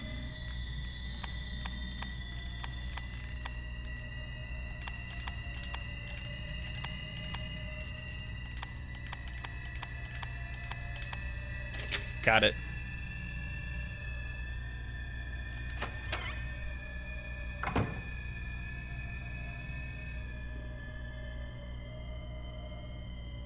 You grew up learning tarot, but was mentored by an innate reader. Yeah, like, a problem with when you're trying to study tarot, with depending on what books you go to, because if you just go to online resources, it's mostly, hey, this book means this, or this card means that, and it has nothing. It's not intended to be used as fortune telling, which is what most of the online resources try to gear one towards.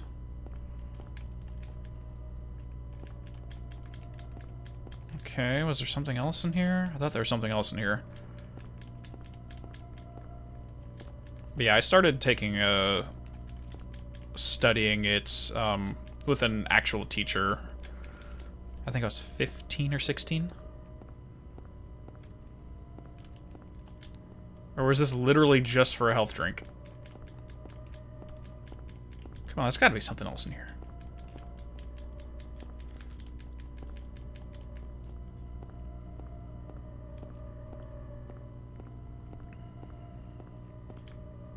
Oh, there we go. That's what I'm looking for. There's a place mark in the book. White Claudia, perennial herb found near water, reaches height of 10 to 15 inches, oblong leaves, white blossoms. Seeds contain hallucinogen. Ancient records show it was used for religious ceremonies. The hallucinogenic effect was the key.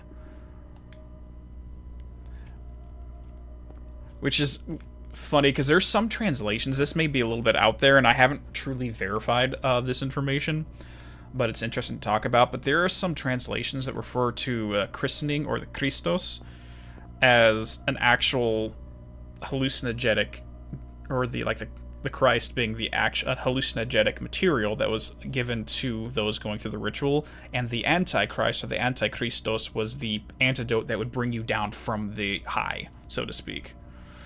Now, again, I haven't verified that, but I've heard that repeated in the past.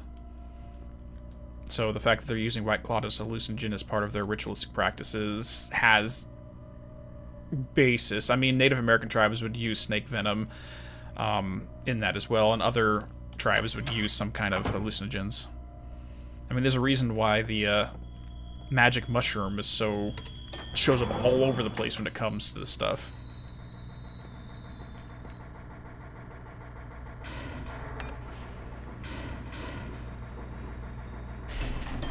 In some shamanistic versions of the Santa Claus character, it's literally him bringing magic mushrooms because he was a priest.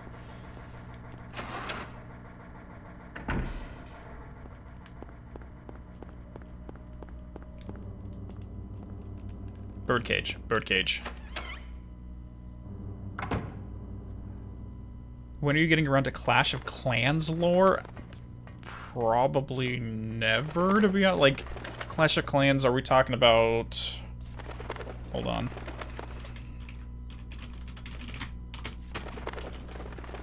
Give me a second. It's a mobile strategy game. Probably not.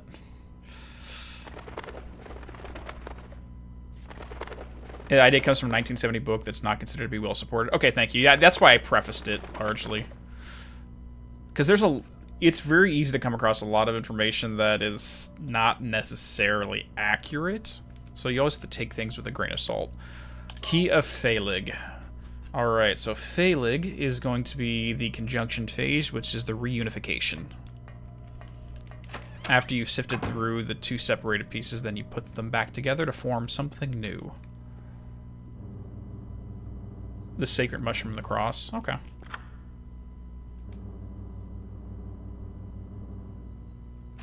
Oh no, I got tomatoes being thrown at me. Well, what would you think would be because I don't know anything about it, to be honest. What about it would you like to see analyzed? Ah, crap! Oh my god! The phantasms are finally attacking me.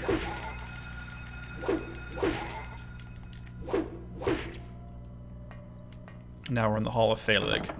It's locked. We have the word Bethor carved into the door. Okay, Bethor aligns with dissolution, which is putting the burnt ashes into the waters of the unconscious, so you can examine it from that perspective. And now we're back in the kitchen.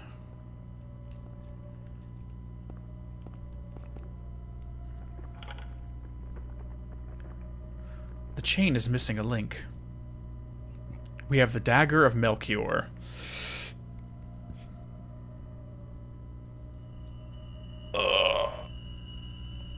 So Melchior, most people would be familiar with it because of Chrono Trigger, weirdly enough. But Melchior is one of the three magi who followed the star to the birth of Christ. and he gave the gift of gold. So the whole thing is the three, Melchior, Gaspar, and Balthazar, they gave 3 gifts, gold, frankincense, and myrrh. And the whole deal with frankincense and myrrh is one would summon spirits and one would banish spirits. Now, why they're deciding to give that power to Jesus Christ, who knows? But and Melchior specifically gave the gift of gold, which, again, was not gold in terms of riches, but gold in terms of what we're talking about with alchemical transformation. But yeah, these 3 names also showed up in Chrono Trigger for a reason.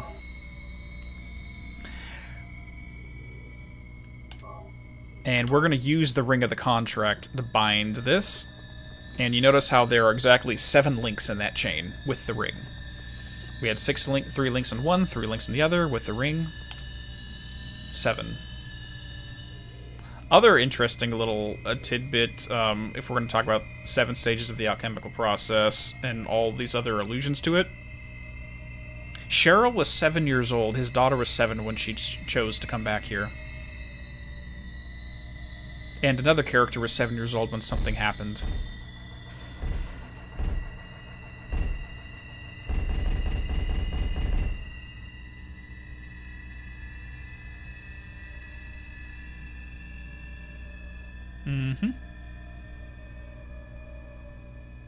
So we're not going to allow whatever. If we didn't put that ring on, something would have hopped out and killed us immediately. But because we've been paying attention to this game, we know better than to leave things like that unattended to. We want to unify the opposites.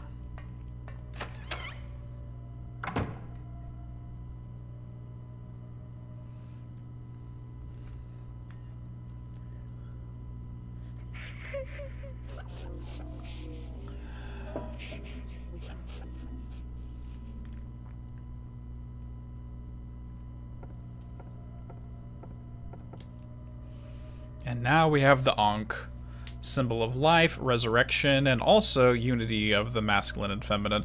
I've seen a variation of this where if you look at the top portion of it as the omega symbol and the bottom portion of it as, well, kind of like an eye where it's just a vertical line, it could be interpreted as a female parts and male parts combining to form the unity, depending on how you look at it.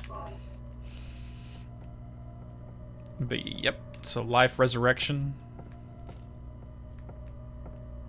How did you know how my childhood bedroom looked like? Yeah.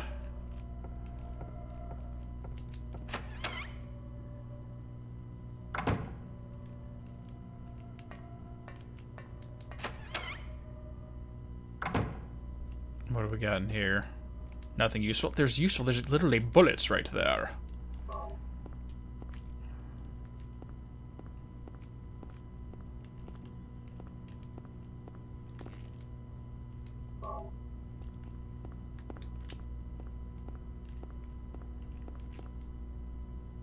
Jelly beans!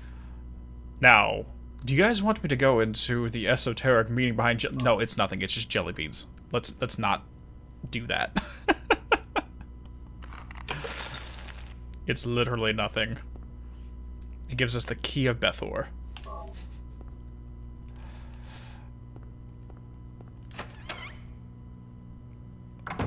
How many times have I gone through this game? And how do I know so much of the symbology of Silent Hill lore? Well, I've started playing this game when I was 10 years old, and I'm 35 now, so I've probably played this over a dozen times throughout the years. A lot of the symbolism I picked up just because I study this stuff for fun. I'm kind of an enthusiast. But also a good deal of this, I'm going to give full credit to where credit's due. I linked his YouTube channel in the description of this stream, is Reinstall Paul. Go check out his stuff. He blew my eyes open on a lot of the stuff I'm discussing. So we'll give him 100% full credit on this. Yeah, Bethor is the spirit of Jupiter dealing with dissolution, which is putting the ashes into the unconscious to examine. What does it have to do with jelly beans? Dude, I'm sure I can pull some bullshit out of my rear end about why jelly beans are relevant to that scene, but let's not. Let's not. Alrighty, so remember back in the actual Alchemia hospital, we watched that videotape and it wasn't working very well? Well, let's watch the whole thing.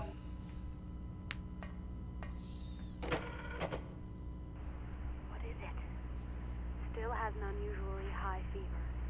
Eyes don't open. Getting a pulse, but just barely breathing. Her skin is all charred. Even when I change the bandages, the blood and pus just start oozing through. Why? What is keeping that child alive? I can't stand it any longer. I won't tell a soul. Promise.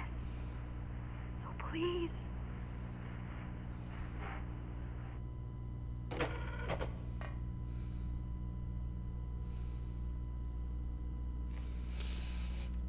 So if we remember back in the hospital, there was that secret basement room. Well, that's where they kept the patient.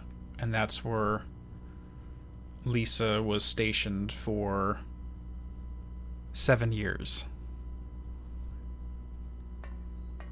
So now's the 7 years, coincidentally, of Cheryl's life. Why would it only play here? Just because that's the only TV set we have. This is lined up with room 302 at the hospital.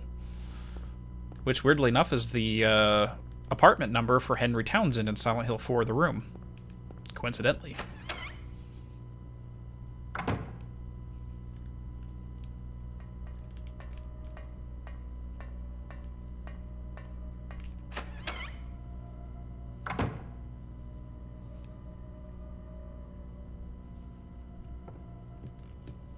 Nothing unusual.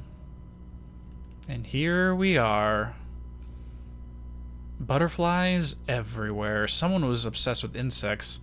Possibly why we had that worm and moth boss earlier. And if we look on the ground, we have the little pterodactyls drawings. We have the dog. And we have this symbol, or this creature on the right, which actually doesn't show up until Silent Hill 3. Interestingly enough. But in this game, it represents the same thing it does there, but it's a fear of adults. Because from a child's perspective, they look like huge, hulking monstrosities.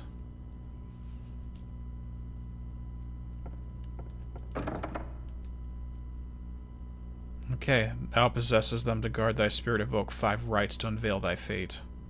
Okay, so we needed 5 symbols to go into the door, which I don't think we have. We have 1, 2, 3, 4. We have the first 4. We're missing 1. Any significance to the wounds not healing aside from the disease? Yes, there is a very reason why they never healed. Because just imagine this from Lisa's perspective. Is she's caring for a patient for 7 years who was burned. Why was she burned? Calcination, the destruction of the ego. There's a reason for it. We also saw this event happening in the elementary school when we fought the lizard because we had the figure in the center of the room being burned. Same situation. But imagine this from Lisa's perspective. She would spend 7 years of her life in the basement while on hallucinogenic drugs trying to keep a patient alive that could never be cured. And it was always like an emergency room critical condition because she wouldn't even recover. She was always bleeding.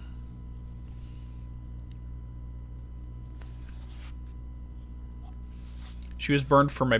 No, symbolically wouldn't be. I'm not talking about that they literally... What happened was they literally lit her on fire. I'm just saying that's symbolically how it was interpreted. That's in the Otherworld too, so it's all a manifestation, not a history lesson.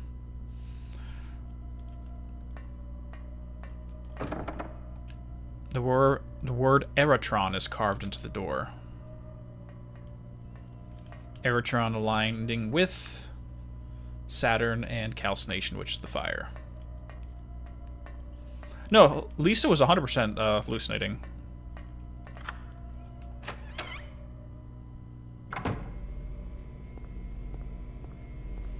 So now that we did that... So remember, we're going through the reverse stages of alchemy right now. So we started in the elementary school with the sun, moving back to the moon, and now we're going backwards. So we're, I think, on 10.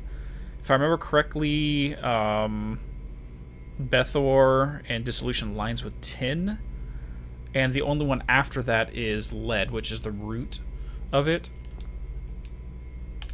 And remember when I said we couldn't get the one key that was being electrified? Well, now that we're shutting off the power, it's no longer electrified, and we couldn't come to turn it off until we dealt with stage 2 of the spiritual alchemy. Now we can move back to stage 1.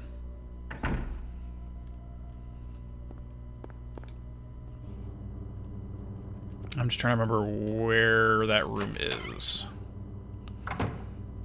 Is it here? Nope, it's not here. Nope, not that room. Crap, is that where I'm at? So that takes me into that room. I think it's on the second floor.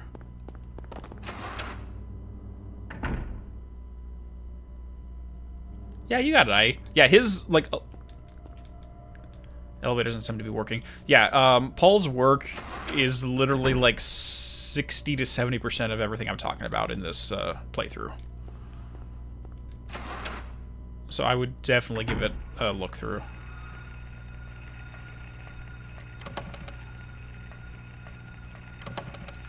Okay, I do not remember where this thing is. Ow, crack! Get away from me.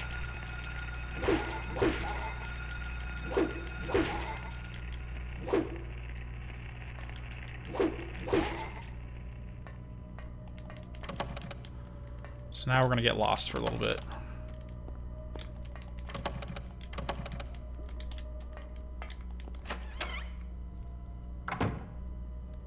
We probably should add a Silent Hill to the Discord channel. Oh, there we go. And now we have the seal, the key of Eritron.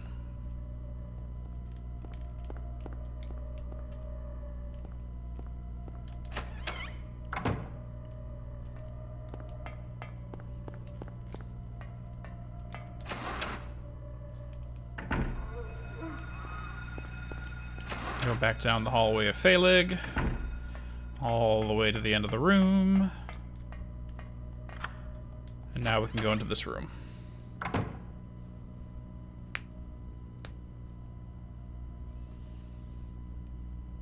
Everything is going according to plan, sheltered in the womb. But it's not done yet. Half the soul is lost. That is why the seed lies dormant. Okay, Italian mob boss. What soul remains captured in that husk is buried deep down in the subconscious. Are you trying to say it won't work? That wasn't our agreement. No, these are just stalling tactics. If we lend a hand, we will be able to get power. Never fear. Promise shall not be broken. But the power we could draw now will be very weak. Almost nothing. Unless we get the other half of the soul. We'll use a magical spell. Feeling this child's pain, it's sure to come. But that will take time.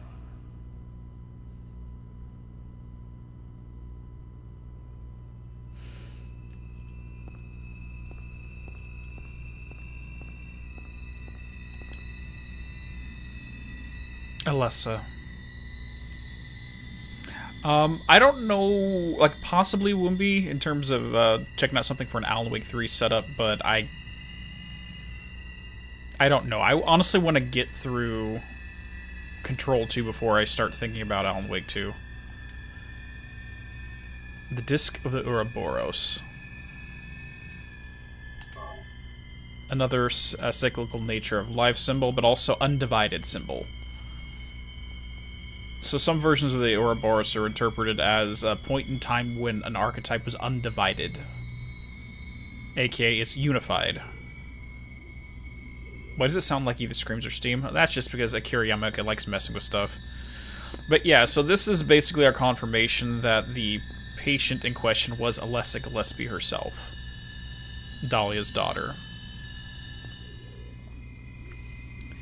And it's a good enough time to talk about what actually is going on here. Let's leave the room so we don't have to deal with that just yet. Or maybe it's going to keep going. Yep, it's going to keep going. There's nothing we can do about it. But hearing the safe scream is actually a lot better.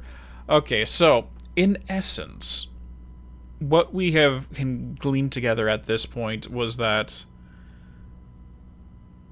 Alessa Gillespie is the child that, or the individual who has been projecting all of this. The entire game is coming right from her. It's her fears and nightmares being made manifest.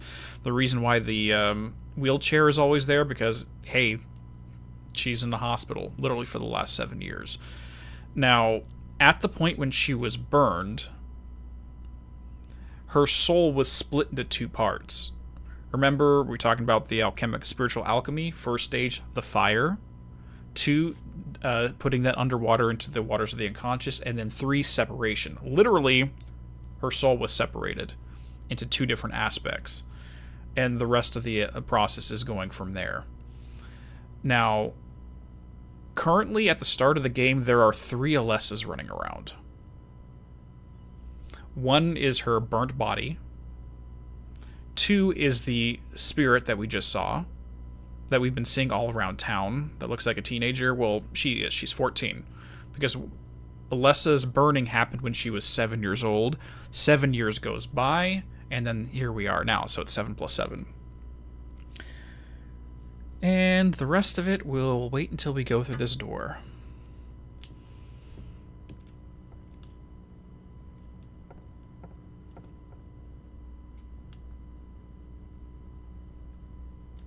After we heal. And I think we have plenty of stuff to get through. Lots of healing supplies.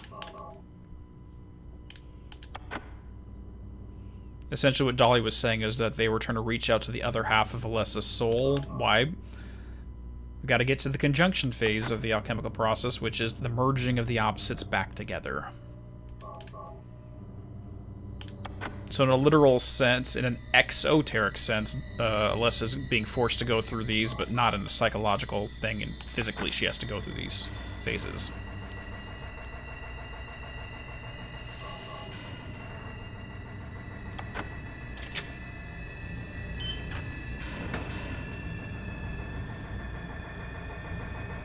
And once they're merged back together...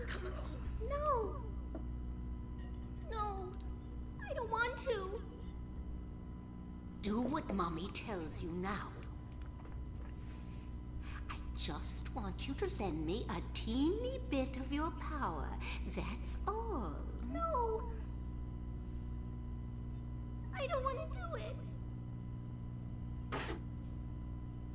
It will make everyone happy, and it's for your own good, too. Oh, but Mommy, I just want to be with you. Just 2 of us. Please understand. Oh, yes, I see. Maybe Mommy has been wrong. Mommy! Why didn't I see this before? There's no reason to wait. Herein lies the mother's womb, containing the power to create life. I could have done it all myself. Mommy?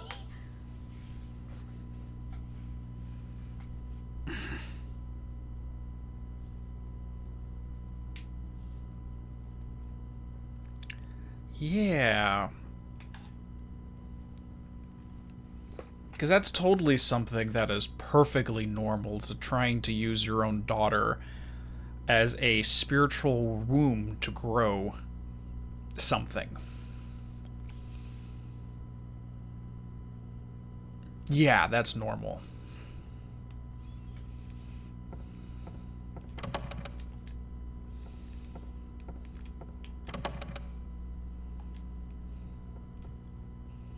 And now because Alessa's not playing ball, Dalia's like, oh, I can do that. The point is she can't. because her intention isn't the same.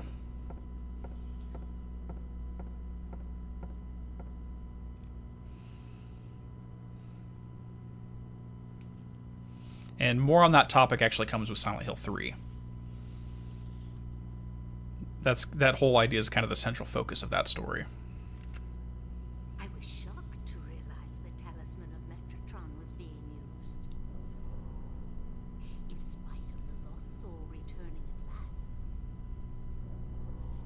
Just a little longer and all would have been for naught. It's all because of that man. We must be thankful to him. Even though Alessa has been stopped, his little girl has to go. What a pity.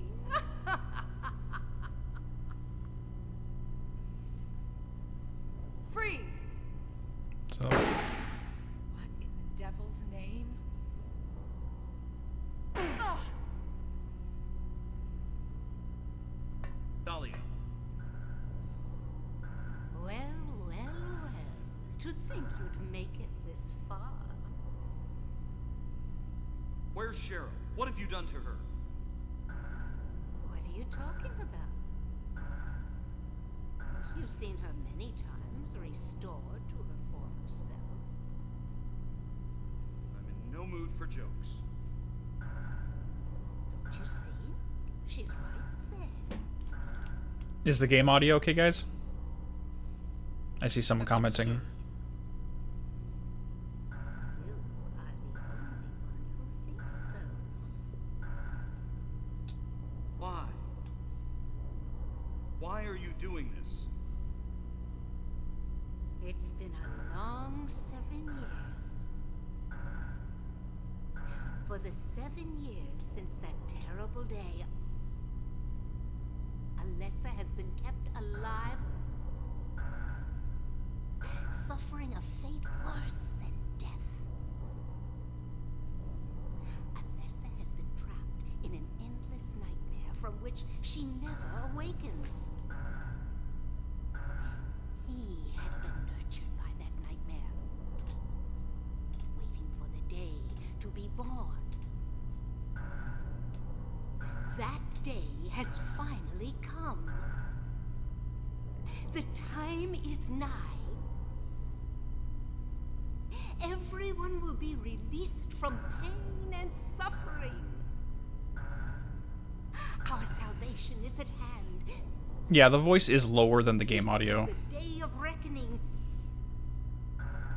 when all our sorrows will be washed away. When we return to the true paradise.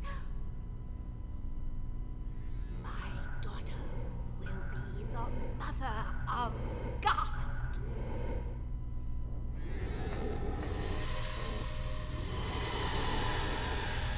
So I bumped up the game audio as much as I can and added some gain, so let me know if this is better.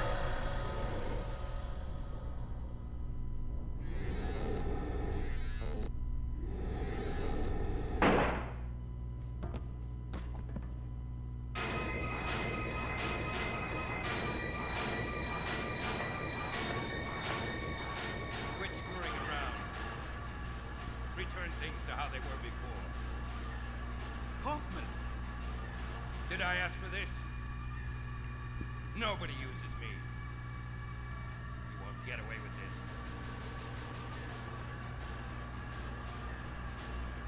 Your role is over. We don't need you anymore. What do you think you can accomplish by coming here? My, aren't we getting caught? Cherry Kool-Aid, bitch. Bet you can't see this.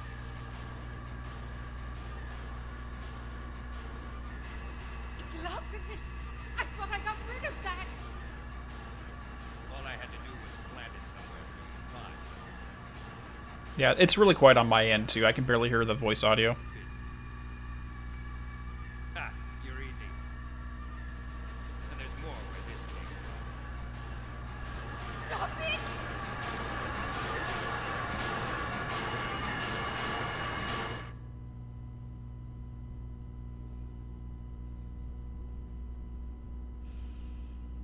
So Galaphagus is actually a magical plant referenced in Kabbalistic philosophy for exorcism purposes.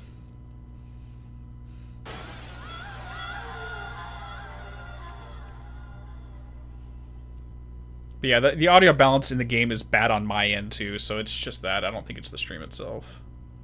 Huh? What the?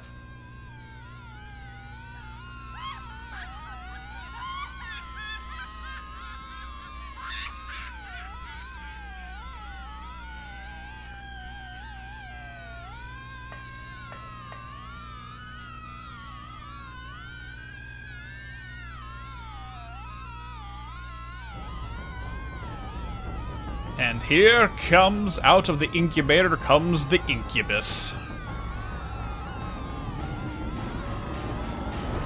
So if you guys pay attention in this part, there's actually Greek words on his wings.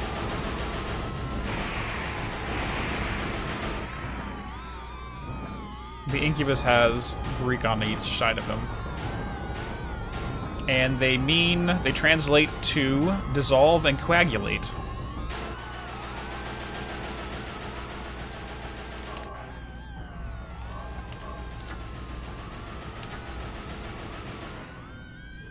Again, if we're talking about the same thing. Alright, now the annoying fight of the game. Because literally we can never see this guy. Just run in circles, run in circles, run in circles. We see the leg. I can't even hear the gunshots. The gunshots aren't even coming through the audio. No, I wasn't even able to pause. What the crap? I was literally hitting the pause button so I can heal. I was never expected to die in this game. What the hell? What the hell happened?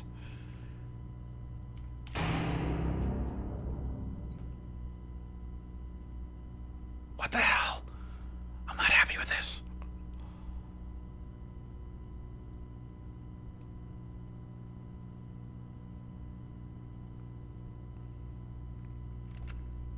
I was shocked.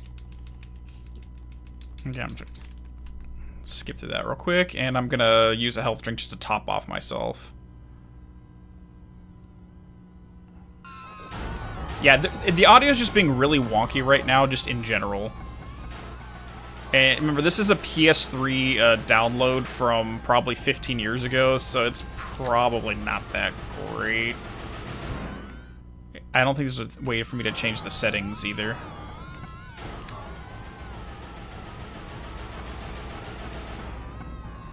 Yeah, there's no audio options. This is an old game, it's fine.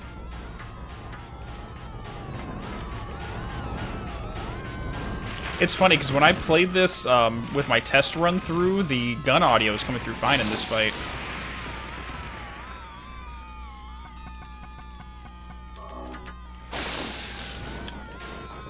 Where is he? I can't see it.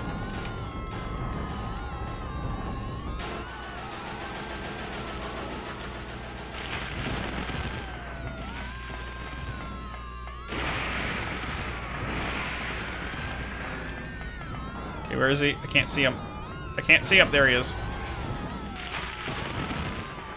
Like, this fight sucks just because the aspect ratio cuts him out of the screen, so it's hard to tell where he even is.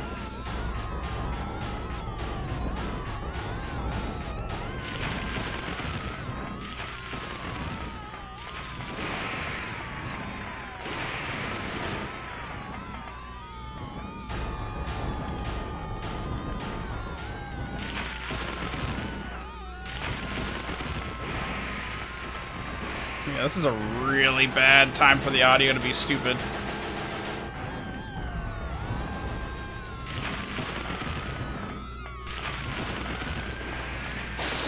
Ow, ow, ow. Okay, gotta heal. YouTube compression is awful in dark areas, so it's worse. I gotcha.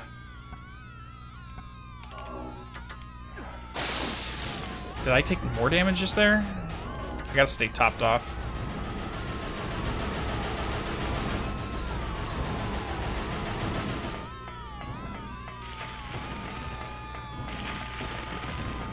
Like, it sucks without the audio cues because I can't tell if I'm dealing damage to him right now. Where is he? Where is it? There it is.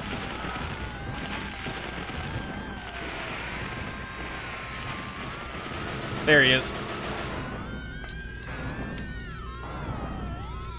Come on, just keep damaging him. I think I'm out of ammo.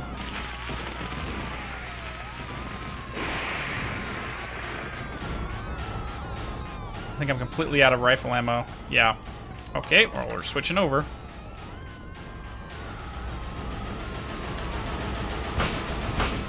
Oh, now it works. So it's just the rifle audio that's the problem.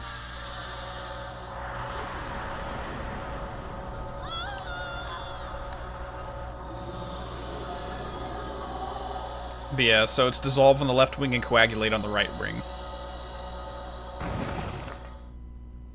Dissolution, coagulation, silver, gold.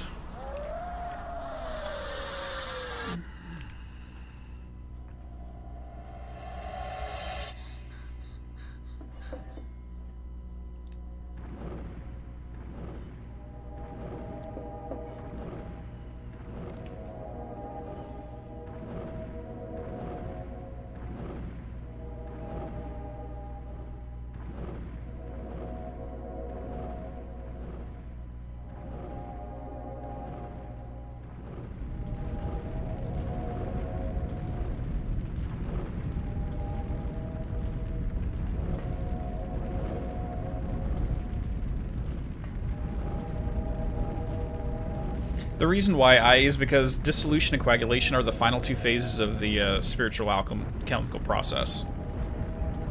The purification and then the reforming into a new being. And in this case, gold is the creation of this new baby. It's a girl. Because it started with the fire, calcination, it divided, it was reunified, purified, and now with the possibly with Eglophidus, and now it can form into something new.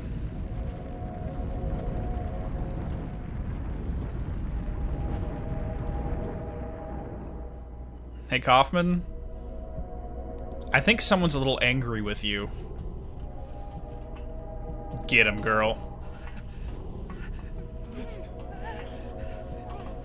No, you're staying here.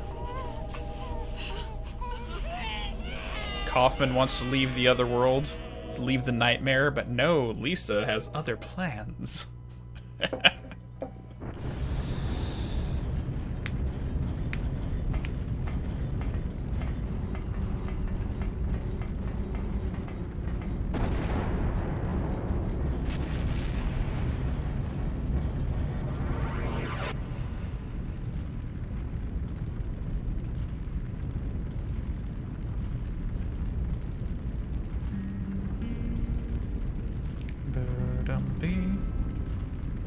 Bye-bye, Alessa.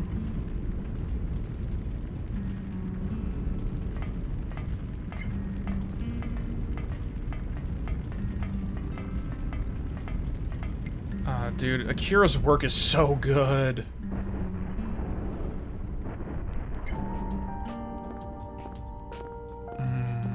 Good plus ending, Ty.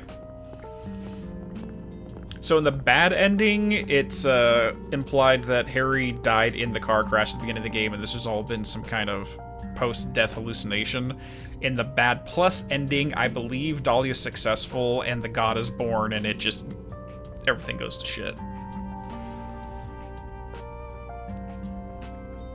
Zachary Andel, you're talking about Dr. Mick? Yeah, I'm so annoyed with him doing a run-through of Silent Hill 2 without the music. It's so frustrating because the music is part of the experience.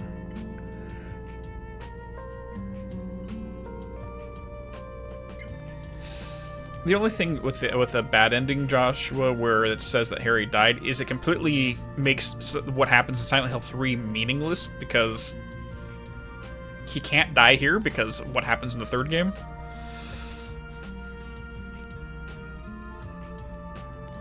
So some extra information that's not in-game, but in other sources, is some details surrounding Lisa and how the town shifted.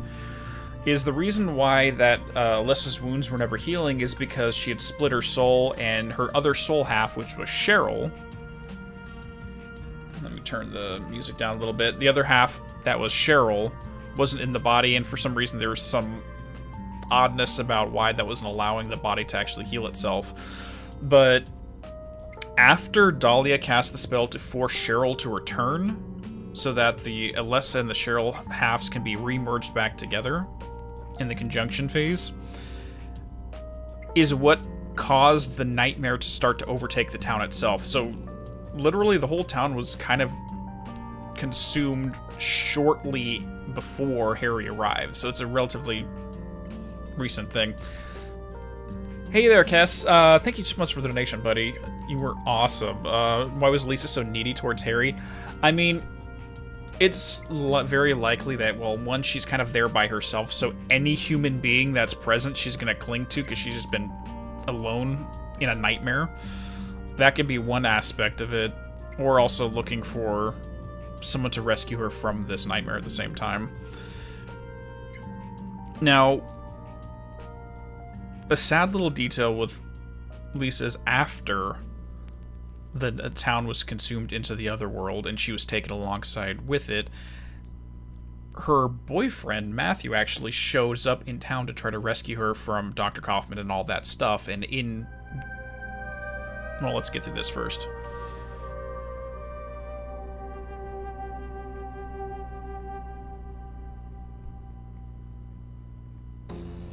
And now we have our blooper reel, because we definitely need a blooper reel. But Matthew gets killed by a manifestation of a caretaker of Alessa's, Valtiel. So Valtiel is going to be more relevant in the third game. But he gets killed, and in that act... Yeah, it's from one of the comics, Zachary. Okay, let me know how the audio is, because I think it's a little loud right now, so I'm dropping the music for this whole thing. But after Matthew's death, Lisa tries to murder Alessa. She literally goes up to the burnt body and tries to strangle her. Now, in doing so, Valtiel steps in and is responsible for, one, killing Lisa or dragging her into the Otherworld permanently. But her mortal existence is destroyed because she tried to damage the incubator, which is Alessa. And Valtiel's entire purpose is to protect the seed of the god. Or goddess, so to speak.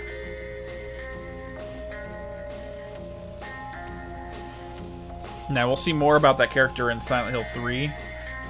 But there's also, in deeper Silent Hill lore, there's a possibility that Valtiel is one of the physical manifestations of the Red God Zuchelbara, but that's a whole other story.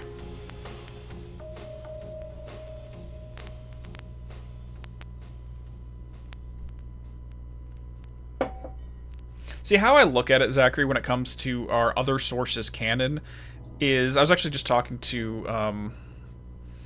Break about this because I'm reading through the Persona 1 comics right now because I finished the main campaign. But the question is, does the content in the comics or the novelizations actively contradict the game? Because if they do, then I ignore it.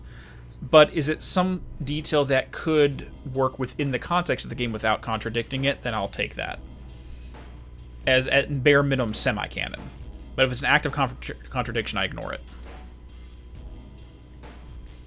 Hey there, Nothingness buddy! Welcome on. You're coming in right at the end of this, dude.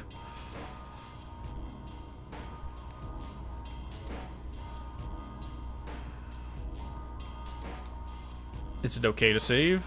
Yes, we can. And now we can start working on the UFO ending. Because you guys want to get abducted by aliens, right?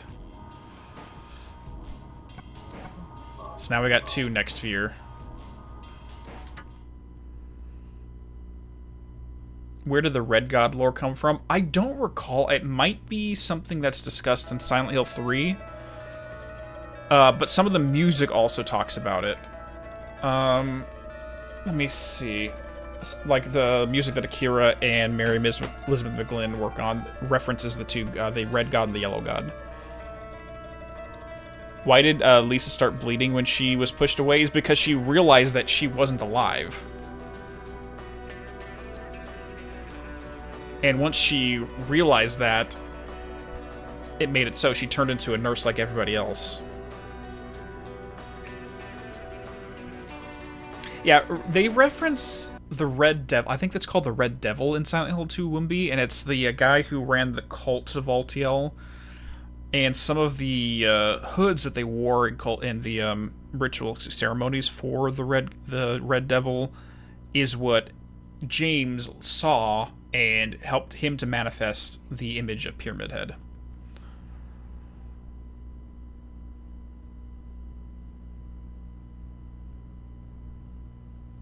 Yeah, no, exactly. It's not that the Red God is Pyramid Head or vice versa, or Valtiel is these. The explanation that I've been given is that they're emanations, they're avatars, temporary manifestations of these entities. And it's kind of like a mirror. It's perceived by the individual looking at it. Because if one person looks in the mirror, they see one thing, and if another person looks into the mirror, they see something completely different. And the explanation that I've seen is that for the main character of 3 and Alessa, it comes in the form of Valtiel. For Harry, it came in the form of the Red Pyramid. The UFO ending is needed to feel complete. It's very true. It's very, very true. And then there's some interesting ideas regarding the Yellow God.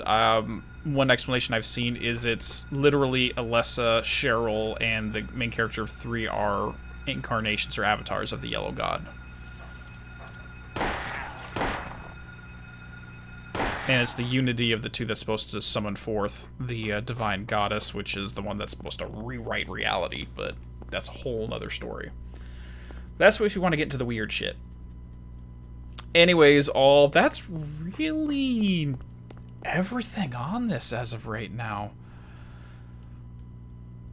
I mean, we can look over the UFO ending, but I don't think it's going to help anything.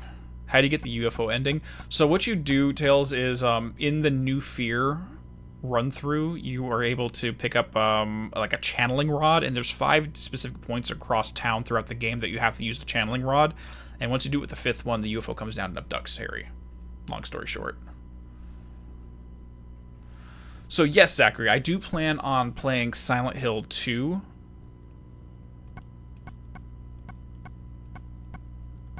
I don't know when I'm going to be playing Silent Hill 2. Just because this one took a lot of prep to get the research done beforehand. I think I want to play just some kind of jerk-off game for fun. Nothingness. The reason for that little overlay is because if we don't have that overlay... Hold on. We have this, because this is done in a 4:3 aspect ratio. So I kind of just didn't want everyone watching the entire playthrough like that. So I kind of added that in.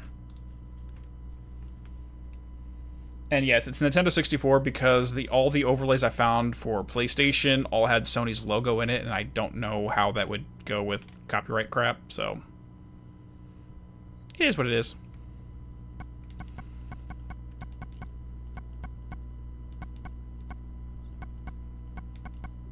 Doesn't really matter. Anyways, that's really about it here. So I do fully plan on releasing a full edited video for the entire game at some point after I wrap up Season 3 of Archivist, after I get the next Psychonauts out, and I get some more work done on all the Firebreak missions, but for now, that is something that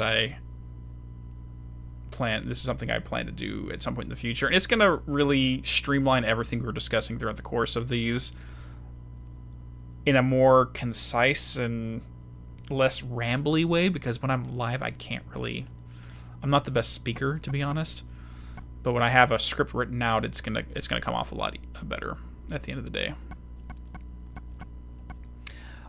Draco, how to do the overlay. So on OBS, if you go to add a source, you can do a image, and you just have an image, and you just set it up so that image is over the capture in the sources. That's really about it. Holy shit, Josh, thank you for the donation, but holy crap, dude, you are very generous. Thank you. Thanks for doing the Silent Hill stream as a whole with all the streams. Love the content, chat, interaction, entertainment. Dude, you got it. You got it, buddy. Like, thank you again. You're incredibly kind. But yeah, I do plan to play through. If you guys are interested, I can even go past the first 4 games and play everything that's been released. I do want to play the remake for Silent Hill 2 at some point. I've never played it myself. But I want to, for the first time through, is play the originals as they're intended. That's my intention. So next thing is I have to find a copy of Silent Hill 2 that I can play.